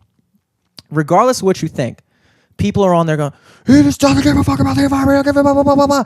It's not that fucking simple. It's not that fucking simple. Do you really think that all the world's issues come down to just fucking caring? Nixon created the Environmental Protection Agency. You think Nixon was all about the environment? No, they weren't. Right. They weren't. And so basically, and it was a great point. I listened to the whole speech on fucking WBAL 1090, dude. Trump gave his full explanation of why he drew out. Because honestly, it was very hard to find objective facts about the agreement. I looked pretty hard and I couldn't find fucking any facts about what it was. But basically what we're really talking about here is people don't understand that this is a global situation. People don't understand that this is not just America. If you raise America's minimum wage, that's not the world minimum wage. That's not the world minimum wage. You can pay people $15 an hour in America, and if I'm a corporation, I'm going to say, well, why? And people go, well, if you were just paying people more money here, everybody would be making more money, right? No. If I'm Walmart, and I got to pay people $15 an hour to stock my stores, I'm either going to A, completely automate everything, or I'm going to B, move all my shit to another country where I don't have to pay $15 an hour, and all those people that would have gotten paid $15 an hour are now making $0 an hour. Completely. People with the environment thing, it's not as simple as, do you just want to curtail emissions? Of course we want to curtail emissions, but here's what's going to happen. You make this law that says America is not allowed to do this, that, bum, bum, bum, bum, bum, bum. What about China? China's allowed to do it. Yeah, they have way more population. And what about India? India is allowed to just keep doing the same fucking shit. They got 10 years, 15 years down the road before they have to start fucking doing anything different. All these other countries are able to completely carry on. India has a bigger population than the United States. Oh, dude. China has a bigger population than the United States. The sacredest river, the Nile in India, is fucking, you step into it and you'd be lucky not to just get sick on the spot. They don't give a fuck over there. And that's what people don't understand. It's like, no, this is a world thing. It's a world thing. You're not just, when we say we're going to eliminate these fossil fuel jobs and stuff like that in America, that doesn't mean that they're being eliminated completely. All it means is we're putting them somewhere else. Yeah. So, and regardless, if you think that should still be done, great. Everybody has their own opinion. But what you don't understand is we're all in the same earth, right? So if we just take all the coal jobs that would have been here, and now they're all being performed by India and China, is that not still contributing to global warming? The same atmosphere. It's the same. We didn't fucking cut anything, really. Right, yeah. The short-sightedness is frustrating, because people are always thinking, and people are always thinking in terms of how does this benefit me, but they don't realize that they're thinking that way. When you're talking about why we shouldn't impose this, that, or the other tax on products that come in from Mexico, or products that come in from India, or products that come in from China, because, well, we could never do it here, and they can produce it cheaper. You want to fucking sit on Facebook and talk about how everyone in America should be making this amount of money per hour, and it's inhumane that they don't have health coverage, and this, that, the other thing, but you're perfectly fucking fine if some kid in India is fucking working 12-hour days for 9 cents on the fucking hour with no health insurance, fucking dying by the time he's 26, but you want to get your fucking iPhone cheaper, and that's comparative advantage. Yeah, totally. You're the one that doesn't give a fuck. Absolutely. It's not that fucking simple. And everybody, dude, if we were just allowed to fucking talk about it, if we were just allowed to fucking have this conversation, we could get down to that. But no, well, we are, because Nazi. you started this podcast, and now we can have these goddamn conversations. Yeah, well, it's fucking listeners. No, you're right. Right. You're right. And the majority of these people posting on Facebook and the social media, it's the short-sightedness that's frustrating, because you're like, you don't have the whole picture. It's like, it's nice. Those are nice words, and it sounds like that makes sense. It's surface value on the surface, and they just assume the moral high ground. Totally. Well, as soon as you assume that you're a better person than me, I guess this conversation can't happen. One of these best examples of that is, like, I loved Kraft mac and cheese. Like, recently removed yellow 5 from their ingredients because moms around the country protested. Yellow 5 is giving my kid thyroid cancer. Whatever the fucking thing was. Just remove. Yeah, there's your victory, right? You're still gonna feed your fat fucking kid mac and cheese, and now there's no yellow 5. Yeah, victory parade 6. For you. It's like the illusion of victory. It's like, oh, okay, yeah, you got it. Yellow done. E, the 5th number in the alphabet. Yeah, you're still feeding your kids shit. You still lose, motherfucker. It's like you still lose. It all comes down for that natural human nature is to just take whatever issues that are in your life and say, the low-hanging fruit. This isn't my fault. Yeah. This isn't my fault. I don't have to do anything about this. Yeah. They need to do something about it. Somebody else did I'm this because of that, and that it kind of goes back to the original conversation we had about marriage and stuff like that. As people fall into this pressure of like, I just got to do this because they don't have enough confidence in their own fucking way. They don't have enough confidence in their own fucking way to think like, well, maybe I don't need to get married when I'm 25. Yeah, maybe I don't need to fucking have kids when I'm this age. Maybe I don't have to go to college. Maybe I don't have to do this. But it's more comfortable to just do what's being done because at that point, I don't know, dude. That's why religion took off. That's why everything, because it allows you the opportunity to just give yourself to something. Yeah, just stop all that stressful stop thinking, this dude. shit. Yeah. Just, I don't want to have to think. I don't want to be sad. I don't want to ever have to sit in my fucking, home and ever think that any of my problems are my fault, because that would just be too much to fucking bear. Think about the cereal industry. They made a whole industry. People never ate cereal, and all of a sudden they invented cereal, and it's like, you no longer have to think about breakfast. It's just a box. Yeah. And now, it just eliminated like thought in the morning. But at the same time, it's a beautiful dichotomy, because sometimes I just want to eat cereal for breakfast. No doubt. And certain people use it. Like, for instance, there are people that go so far with the whole degradation of society. They say money's a problem, like complete anarchists and stuff like that. That's tough to see, because how do we know? It's just tough to say when people say society is crumbling. Like, man, this is like, you're talking about the dawn of agriculture is when this started. Yeah. I don't know if... first of all, this is not unnatural. Yeah, it's not. This is very natural. And I don't know, even if you know the direction this is heading, how do you know the right direction? There's 8 billion of us. Dude, I just had a fucking thought.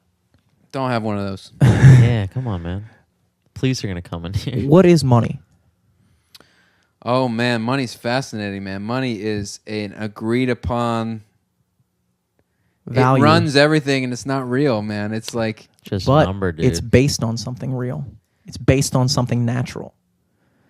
The money, the people who originally came up with fucking money. They did this study with chimps. They did studies with it's an understood representation. So like for instance, goods and services. If I am a professional musician, I play weddings. And you own a sub shop, right? You fucking make pizzas, you make subs, that's what you do, and I'm fucking hungry. But unfortunately, you don't have a wedding coming up anytime soon. You're not getting married. You don't need me to fucking play your wedding. What can I do for you? Well, I can't do anything for you unless I can go play the wedding of someone who needs that to be done, take a physical representation of value, and then say, hey, this is $500 worth of value I did for somebody else, and I will give this to you for what is worth $500 for me, and then you can take that $500 and go, what if somebody's not hungry, but you still want your car fixed? Hey, man, I need my brakes rotated. Yeah, dude, I just ate, sorry. Well, here's $500. How about that? But the concept is that people need shit. So back in the old days, where our entire lives are based on fucking, okay, I just got to grow my food, and I got to do this, and I got to go out hunting, and I got to make sure my wife and kids eat, and blah, blah, blah, blah, blah. And I really don't have time to sit back and fucking write any songs. I don't have time to fucking do a podcast right now. That's not just on my fucking daily agenda. I'm watching these fucking birds outside, these fucking moles in the fucking garden and shit, and they're all just fucking running around with their daily day. That cat the other day, fucking sitting on the thing. His whole day is, I gotta get some fucking food. That old person doing like gymnastics, dude. That was so fucking creepy. Their whole fucking day is based around they just need to do what's good to keep themselves alive. But what money allows us to do is what is good for us and what's good for other people, so that we can get the value from them that we give to them, and then use that value to give to someone else. So a social construct, money, completely made up thing, not natural, but completely based in biology, completely real. Just because you can prove that the fucking thing that we're doing isn't real doesn't mean it's not based on something real. Just because you can prove that female and male gender roles are something that we came up with does not mean that you can also sit here and say, well, because I figured out that means that everything you think is bullshit. No, it's still based on something. So you're talking about just fucking taking away everything. You're just talking about like, well, actually, money's the reason why people even need shit from things. Well, maybe you could make the argument that capitalism makes people bigger consumers, sure. But at the same time, there's a good side of that, dude. There is a good side of that. You don't have to farm. Yeah. Dude, I don't have time to fucking There's farm. a heavier concept than money, and this was covered in Pink Floyd's Dark Side of the Moon. Time is also probably not real. I mean, human beings are dealing with some serious weird shit that we think we say things like feet and inches. That's not real. Up and down, it's not real. Left and right is not real. When we start really getting into it, man, it becomes like time is motion. Time is it is an illusion. Time seems to be distance. But that's only what science says so far. But distance is half of motion. But distance is only going to be relevant if, based on a universe we don't understand. So distance might not fucking be real either. You know what I'm saying? Like, distance. It gets okay, super crazy. To go into physics, distance. The theory that everything is happening right now. That there is no. If an object, back then. So basically, the way you perceive time, you understand the concept of like time dilation and space dilation, and like, are you familiar with this stuff? Like, no, not at all. Okay. So I'm gonna need another beer for this. Yeah. Crack open a cold one. So, time is people often refer to as the fourth dimension, right? That's like. That you've heard that people refer to it that way, right? Yes. So we live in a 3D spatial dimension, and we experience time in this kind of like conceptual way. It's just like seconds pass, and it just happens. Like from one moment to the next, things are happening. Yeah. The theory of relativity, like Einstein's theory of relativity, is entirely based around this concept that, the thing that blew the whole theory of conventional physics was when they found out that the speed of light is constant for any observer. So when you think about a typical situation, if I'm running down the street at 15 meters per second, and you're running next to me at 10 meters per second, relative to you, I'm running 5 meters per second, right? Does that make sense? So if we're running down the track, and from the observer who's moving 10 meters per second, the person who's going 15 is only actually going 5 meters per second relative to them. Right. For instance, we're all on planet Earth right now. We're all moving at fucking millions of miles an hour through space around the sun. Yeah. But right now it's 0 miles per hour. Why? Because we're all experiencing it at the same time. It's all relative to who the observer is. What they found out about light is, regardless of how fast you're going, the speed of light is always 300,000 meters per second. What are you fucking reading? No, that's a real thing. That's a real fucking thing. No, I'm not saying it's incorrect. I'm just saying, like, for you said you're not much of a reader. Clearly, you were been hitting the book. I didn't read this shit. I didn't say I'm not much of a researcher. You think I read that shit? Fucking watch YouTube about that. Clearly, he's been doing his research. Well, okay. Okay, we got to rewind because that's super heavy shit. Can you repeat? Okay. What you said? The speed of light. So the speed of what that chandelier is bringing down to, it's all the same. Yes. It's all okay. So to us. So the speed of light, for instance, if in a hypothetical situation, I was traveling through space in a rocket ship at 150,000 meters per second. I just said that light goes 300,000 meters per second, right? You would think that in that same analogy that I use of me running next to you and you're only going 5 meters per second, you would think that, okay, well, if I'm traveling next to a beam of light that's going 300,000 meters per second and I'm going 150,000 meters per second, that light compared to me is only just going half that speed, right? Okay. Because I'm traveling half as fast as that. But what they found out was that regardless of how fast you're going, if you measure the speed of light passing through you, it's always the same. It's always that fast, no matter how fast you're going. And the reason that's important is they found out that it's not that how did it manage to do that? How could it possibly be going the same speed even though I'm going faster?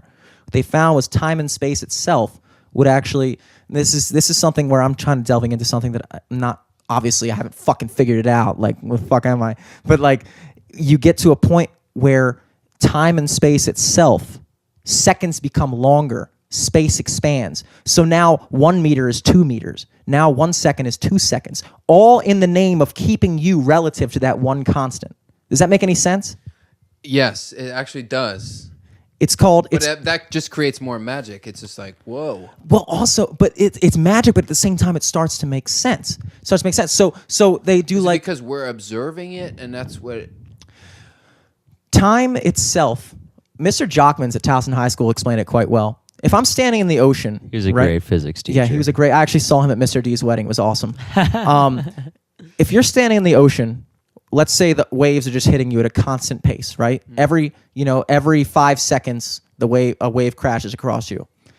Now, let's say you start running to shore. Well, now all of a sudden, the waves aren't hitting you every 5 seconds because you're running away from. Now maybe they're only hitting you every 8 seconds. So your motion affects how fast time hits you. Yeah. So we're moving through this three-dimensional space. The faster you go, the slower time is for you. If you were physically able to travel at the speed of light, time would not affect you. Right. Is that the Superman theory? If you were to go revolve around the Earth like a whole bunch of times, like you wouldn't age? Yes. Yeah, I think so. I guess that makes sense. I guess that makes sense. I mean, or like the theory that like time travel would be traveling at the speed of light and then going to a certain time. Yeah. Yeah.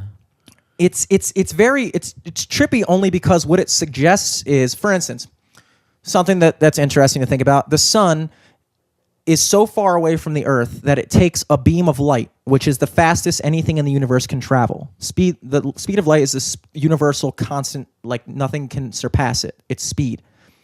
It takes 8.5 minutes for a beam of light from the sun to reach Earth. So if the sun were to blow up, it would take 8.5 minutes on planet Earth before it would even affect us. It's the speed of not just light, it's the speed of, what's the word I'm looking for?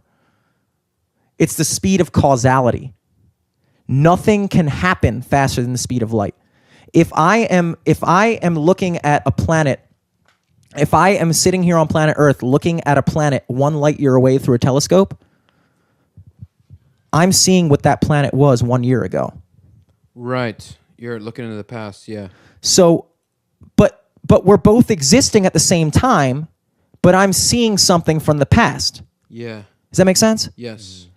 And so because nothing can happen faster than the speed of light, it all comes down to who's experiencing what at what time and where they are in space. Holy shit. Yeah. Well, that's like almost like when like a rumor spreads and it's like, or it's like you say something to someone about someone else and it's like, oh shit, I gotta tell that person before the other person rats me out. You know what I mean? Energy. Yeah, it's weird. It suggests it. You ever taken acid? No, but I've been talking heavily to Eric about it. That sounds so much like acid talk, and I don't mean that in a negative way. I mean like when you take LSD, that sort of thing really makes sense. Where you're like, whoa, you know. I describe acid as okay. You ever you stubbed your toe in a door, right? Mm-hmm. And you walk by the door and you stub your toe, and there's a moment you hit the door with your toe, and you know it's gonna hurt. Yeah. But you're waiting for it. Mm-hmm. Because it takes that fucking long for your That's like the acid space where you're like, I'm waiting to send the message to that guy, and that guy is not me. Mm-hmm. That kind of remind all that shit you were talking about. It kind of reminds me of like. Well, what was okay? Well, let's go even deeper. So we're just like light particles. We are yes. So we're traveling energy. So we don't really exist. We're kind of like. We're constant explosions and constant like we. Okay, so the guys that walked into this door earlier are not the same guys. We're now new energy. Yeah. So it's constant. Is that what you're saying? It's constant flow. Like you're not even the same person. Like it's like completely different. Yeah. But kind of does that kind of tie? No, it makes perfect sense. It does. Because we're light, right? I mean, we're basically light. No, so we're we also absolutely traveling are at that same speed. That's what the whole E equals MC squared is about. Yeah. E equals MC squared is energy equals mass times the speed of light squared, meaning that everything is just we're also energy. Traveling. We're going. It looks like we're sitting here, but we're like fucking blasting through the universe. Yeah. Yes. No, definitely. I'm just like this goes so fucking. There was I could probably explain this without using a piece of paper. Great for a podcast. And I will try to do that because you're absolutely right. I should explain this without using a piece of paper. Okay. So, damn. You might need to grab a piece of paper though, Archie. I don't have one. I know. I got two. I got one for me, one for you. So you guys need to go to the marker board. You need a big you need a dry erase board right here for when you guys go into these crazy conversations. Dude. You need this? So you want me to write some notes for you? You got a pen? Yes. Okay. Actually, okay. Yeah, just do it, and I will do my best to make sense of this because this is a fucking podcast. This should be. No pressure. This is going to go on the internet forever. Well, no, we'll tweet the image of what Archie's. Yeah. What am I about to write? An equation? You set to write the N-word, but yes. And then sign your name. And sign it, and then we'll put it right under our video of you talking about white privilege. This sounds like a trick. The classic LFTS setup. Doesn't sound like physics at all. It's the artwork for the fucking podcast.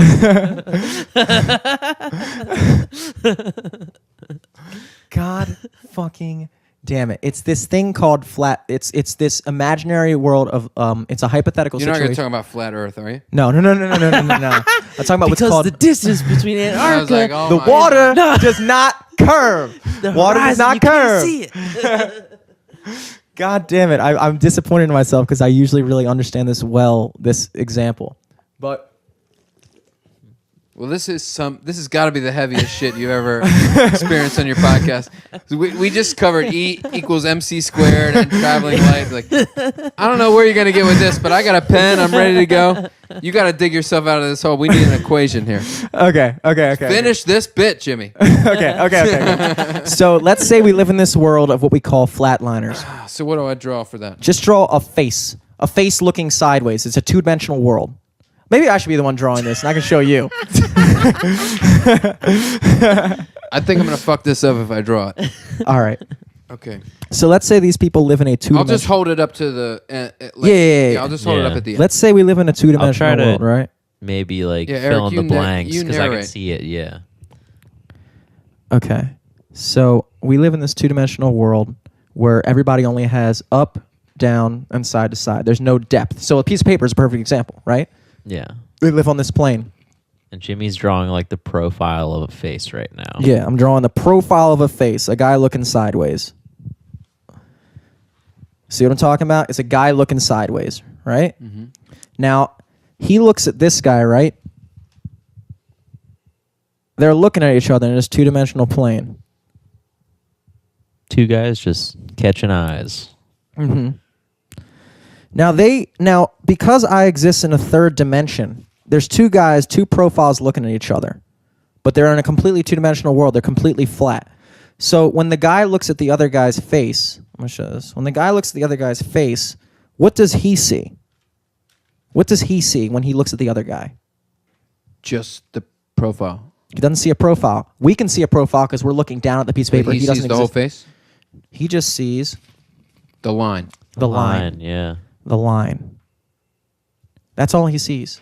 He sees a fucking line. He's not existing in a place where he can look down and see the entirety, right? Because he exists in the second dimension.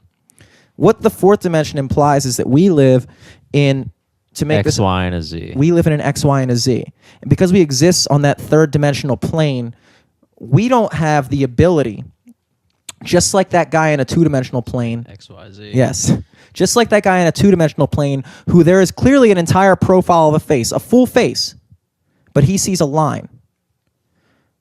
What we see as the present is only a small segment of what's actually there, if that makes sense. Yes. Because we can't step into the fourth dimension, what we know as time, to see that it's already there in its entirety. Yes, I understand. Does that make sense? Yes. Yeah, well, that's what that whole like Arrival movie was about, right? Did either of you see that?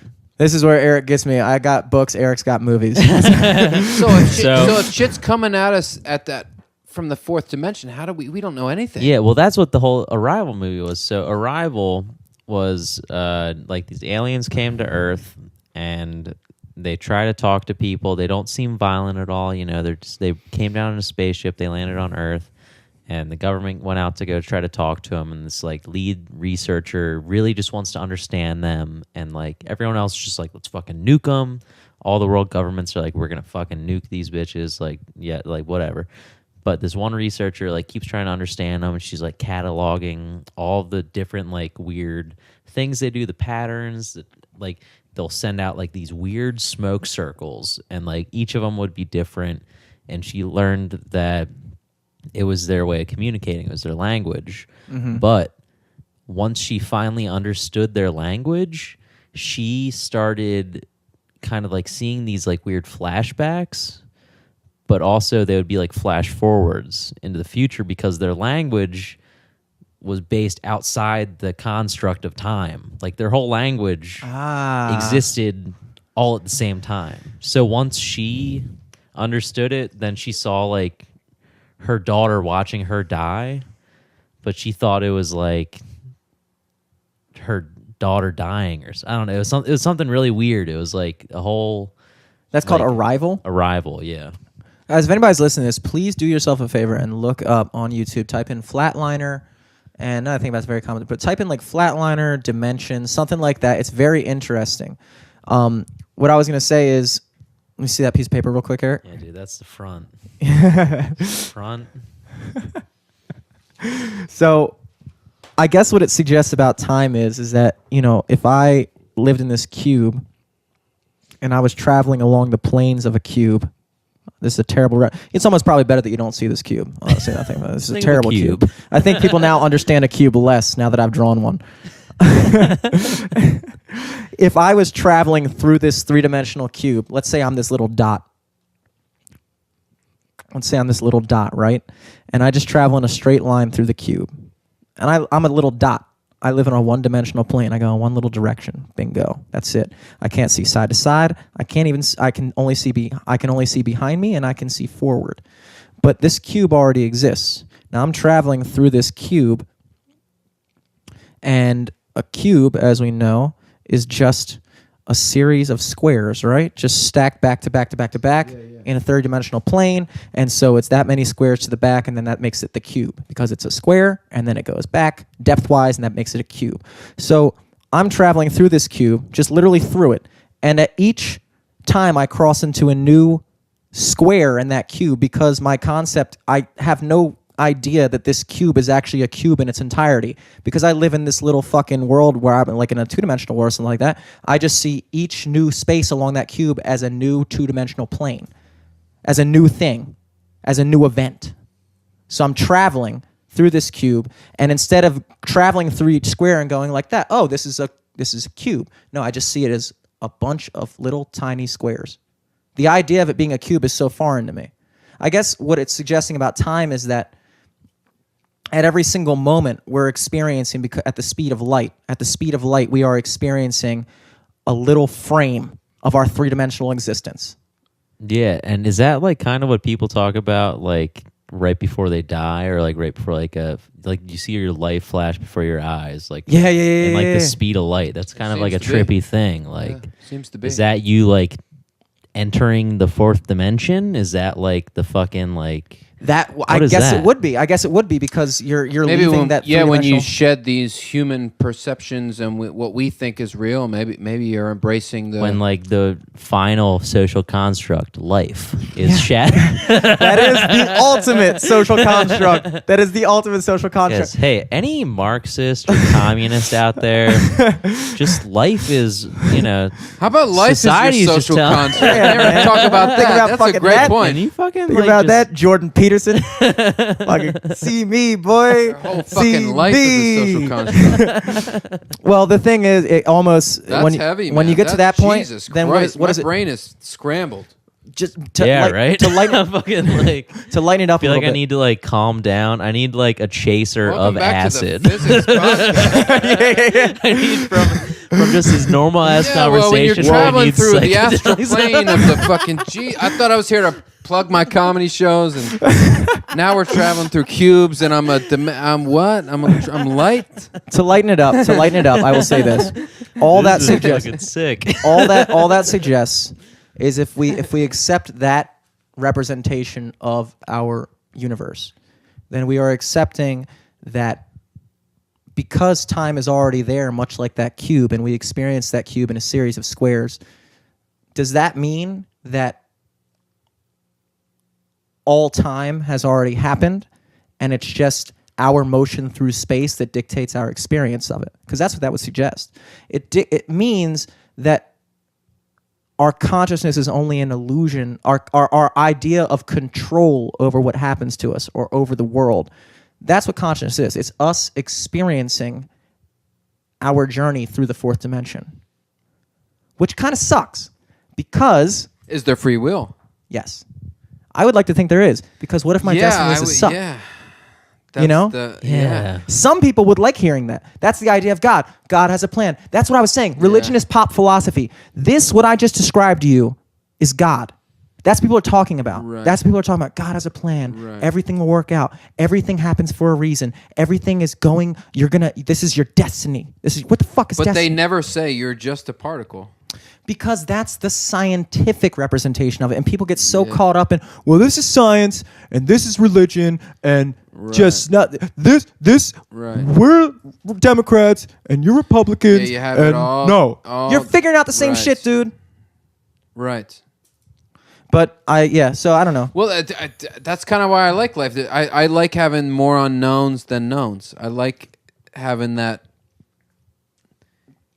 It's that sense of fear, not fear, but it's just like it's a sense of fear, but at the same time, because you're scared. It's a beautiful unknown. When you look at the stars, you don't really want to know all that shit, right? You kind of look it up and you look at wonderment, right? That's like old school TV, dude. Like that's just something to fucking numb your mind right before you go to bed. Like that's like nature's fucking calm down. Yeah. Like, you don't want to crazy. know because you're scared of what you might find out, and you're scared that you might find out something that you don't like. That's why I don't want to fucking do acid. Well, we're So I kind don't of wanna do acid. Oh no, you would, no, you would no, don't. You would love it, dude. That's You're why. a smart cat too. You would. That's you why would, I you would love fucking it. sit there and I'm like, I'll tell you what.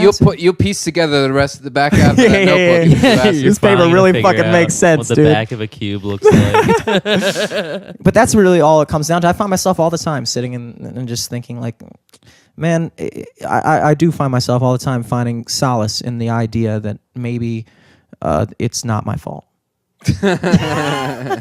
You know? But you see what I'm talking about? That's yeah. just... I love that kind of shit, dude. I love that kind of shit. Yeah. I think I need to It's read like, more. I need to read some books. Jimmy is just like becoming the smartest person on earth. Yeah, Jimmy To, goes. like, I don't to really be like, read. all I don't right, really read much, but I just don't want it to be pass my me fault. that notebook. Okay, so we're traveling particulates. I'm like, oh my god, this motherfucker is so much smarter than I thought. I thought we were going to talk about Riley's Oyster House. on You knew we Thursday weren't night. going to talk about Riley's Oyster House, you asshole. Yeah, You dude, knew on we the weren't way gonna talk here, you knew we weren't talking about that No, shit. I know. And we did go deep, but I gotta be honest, I didn't know we were gonna go that deep. We had gone deep here before, but I didn't know we were gonna go into. Oh my god! Dude, I'm so glad. I'm now so I gotta fucking- study and then come back. That's funny, dude. Well, now that we did that, would you like to drop some plugs dude, or anything? in or fucking what's up? July, right? Oh yeah, I got a couple. In July on the 7th, July 7th. So can I It's grab a Friday one of those night. guns? Yeah, absolutely. I'm taping a half hour at the Wind Up Space, 12 West North Avenue. That's Friday night, 8 p.m. So come out to that, and come out to every Thursday at Riley's Oyster. I do a weekly show there, and then first Tuesdays of every month, Wind Up Space. I don't know when this is gonna be posted, but next Tuesday is the next Wind Up Space. We'll So- post it probably. Oh, on yeah. Yeah, Sunday. taping a half hour though. That's the big one. Yeah, man. Yeah. That's gonna be big. That's be, Tuesday at Wind Up Space. No, this Tuesday is an open mic, but the taping is Friday, July 7th. 7th. Yeah. Yep.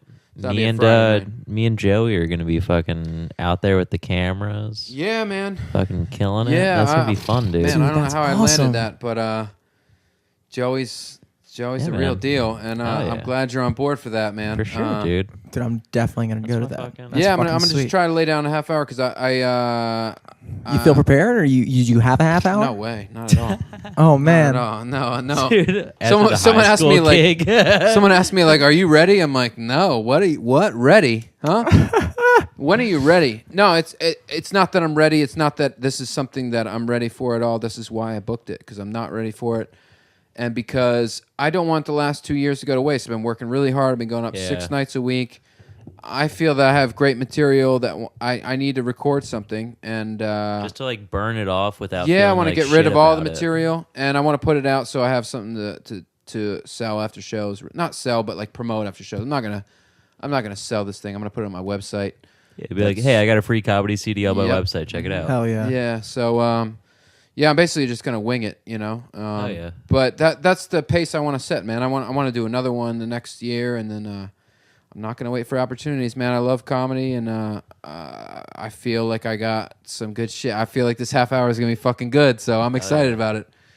Yeah, I'll show you some test stuff I shot at my Goobies the other week. It looks dope and it sounds really good. Okay. Yeah. I mean, Yeah. I trust you Just guys. like have fucking great around with shit. equipment and stuff.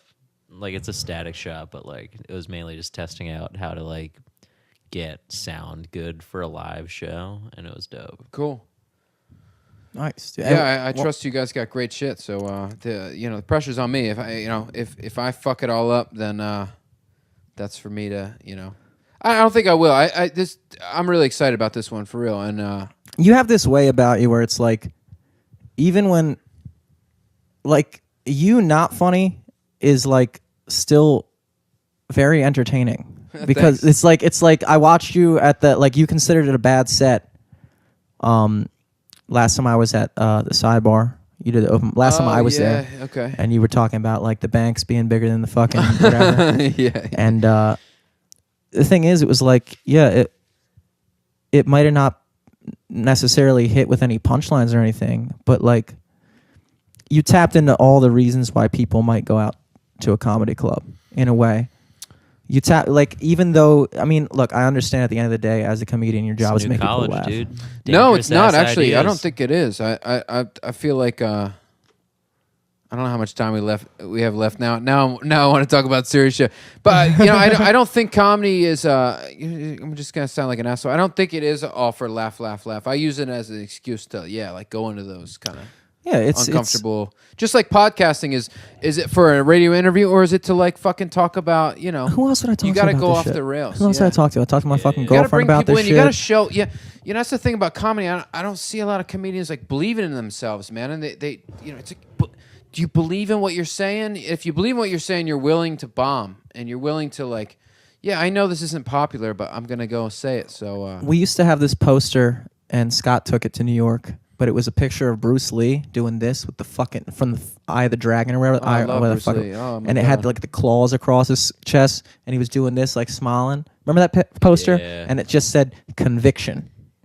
Conviction. It's all it comes down to with artistry. It's just the end goal is to figure out. All artistry is, at least what I've gathered, is it's self-exploration. It's you documenting your experience, your journey through that fucking cube and telling people about it. Yeah. Because people need that.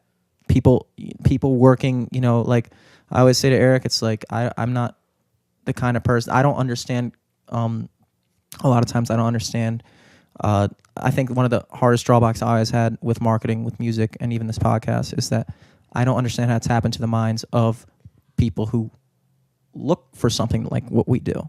Because I'm so fucking caught up in just doing it, Don't think about it. Just keep doing what you do. Whatever, you're speaking from your truth, and you're doing what you're doing. The biggest mistake you can do is just pander, man. It's just worry about what, someone told me this a long time ago. Jimi Hendrix wasn't asking the world like, is it cool if should I just shred real quick? Cool if I do this? Is it cool if I grow an afro and light my guitar? He just was like, motherfuckers, we're doing this now. And what you do is the same as what I do. You're putting your ass out there and just keep doing. You have to go from your gut, and the audience is always gonna be secondary. So if they're not into yours, you got to believe in yourself. I know that comedy is about the audience to some degree, but that's a musician in me that just. No, this is the shit I wrote. This is what I like, and if you don't like it, fuck you. I think it'll be good, dude. I think even if it sucks, it'll be good. We'll see. It's just one chapter. It's the first of many. So I'd rather start the ball rolling because I want to do another one next year, and I'm gonna be in the business of making. You got to put that pressure on yourself, dude. So, you got to. Yeah, totally. You fucking got to. Yeah. That's you fucking have to, man. It's the only way you're doing something right. Yeah. Yeah, totally. I love it. I'm in a good spot, and I'm ready. I got good material for this thing, so I'm really excited to get it out, man. I really am, because I want to get rid of all this material and dump it. It's like fucking Louis C.K. Jerry Seinfeld just fucking dump it. Well, it's only a half hour. It's not a fucking hour, because I can't do an hour. There's no way I can do it. I don't have an hour. I'm amazed that people can even do fucking 5 minutes, dude. That's just like, to me, that's just out there, but that's just because I haven't done it. So yeah, who fucking knows? I think you might have went on a 10-minute explanation earlier, uninterrupted. Yeah, you'd be surprised. You would have fucking time goes by quick, man. Yeah, but I guess. Well, but can you imagine if I just fucking stood up? Well, I could never do it without repetition. I mean, the only reason I have any confidence at all is that I do 250 performances a year. Yeah. So it's like that's as long as I do that, then I can do it. If I do any less than that, then I can't do it. You know what I mean? It's like if I did any less than that, there's no way I could pull this off. But I have the confidence because I know that I'm doing the time. So, And I listen to a bunch of podcasts, and everybody that did their special, they all talk about how much they hate it. Yeah. So I'm like, if they all hate it, then fuck it. I'm going to do mine. You're really going to hate it anyways. You're going to hate it after 6 months. I'm like, yeah, you ever made a record? You're going to hate it after 6 months. Like, might as well. Yeah, dude. I hate everything. It's not I've about ever done. pleasing me. It's about, it's for somebody else. So. Yeah, dude. Oh yeah, man. You got anything else coming up that you want to get out there? No, that's about it, man. I really appreciate you guys. You know, I learned a lot, man. I gotta read some shit now. Yeah, talking me too, to you guys. Apparently. Dude, I'm not gonna lie. This entire conversation, I'm like definitely I get like in these kicks. I'm like addicted to chess right now. And this entire conversation. You're a smart cat, man. I don't doubt that you're addicted to chess. This entire conversation, I've just been having like little, like every like 20 seconds of fucking flashback of like a certain situation in chess, and I'm like trying to maintain what I'm saying, and I'm still like thinking like, what would I do right now if the rook was here and the bishop was? Would I kill the rook? Would I fucking do that? And I'm fucking doing that, and I'm like, what is wrong? Fucking chess is fun, dude. It's really fun. I'm probably gonna kick up a game as soon as. Yeah, do it up. Like I said, thanks a lot for having me, man. I really appreciate it, man. You got what you guys do is great, and you know, it's the real deal. So, thank you, man. Thank you for not having some stupid interview and let's go right down to the meat. Like how literally far jump light right travels. into the rabbit hole before we even start the podcast. Guys, this is live from the studio. Check us out on everything: iTunes, Stitcher, Google Play. We're on fucking Laughable now. Ned from Laughable is the homie. Fucking hit their fucking app up. The Android one's coming out this summer. It is on iOS though. Yeah, it's on iOS now. Laughable, it's just like a big index of like podcasts essentially. But the cool thing is everyone who's on a podcast, as their database grows, is linked to the podcast itself. So if you like this episode in the future when Archie's on Laughable and fucking click on his name and you see every single podcast he's ever been on. It's very fucking convenient. crazy fucking cool. It's like free. The best way to find the content that you want to see for podcasting, I think. And does it up. Yeah, check me out at Eric Glazer. Check out The Darkest and all the other podcasts we record here. Yeah, dude. Jimmy, you got anything coming up? At Jimmy Selesky on Twitter. Nothing coming up that I know of as per usual. But guys, we're LFTS podcast on everything, as Eric just said. This episode will be out on Sunday. I don't know why I'm telling you that because nobody's listening right now. But, scope out the Baltimore Comedy Festival. Submissions open the 15th, I believe, of June. And a lot of information is coming out on that. How do you find that? Is it free to enter? Yep. It's free. There's no submissions. No cost. No fucking, not like other no comedy scammy festivals bullshit. where they ask you to pay to be in the fucking contest. It's free. Sorry, I had to get that out there. I apologize. It's free to submit. Most of the shows are going to be free, and we're going to be having some cool people come in. So, be on the lookout for that. Look out for those announcements. BaltimoreComedyFest.com. Whatever. Yeah, man, guys. Go study your physics. Go study your politics. Till next week. Okay, Hector. I'm reloaded. Fuck. Yo. My bad. Hey. Yo. Bitch. Hey, Kung Lao wristbands looking like a hitman, but a nigga tryna hit a lit man. Took her to the bathroom, fucking through the zip man, left her leg shaking like the crib dance. Who that at the front door? Think that's the crib man. Pay that man a total no tip man. Pack it out, pack, got my eyes low hit man. Now I'm on go like a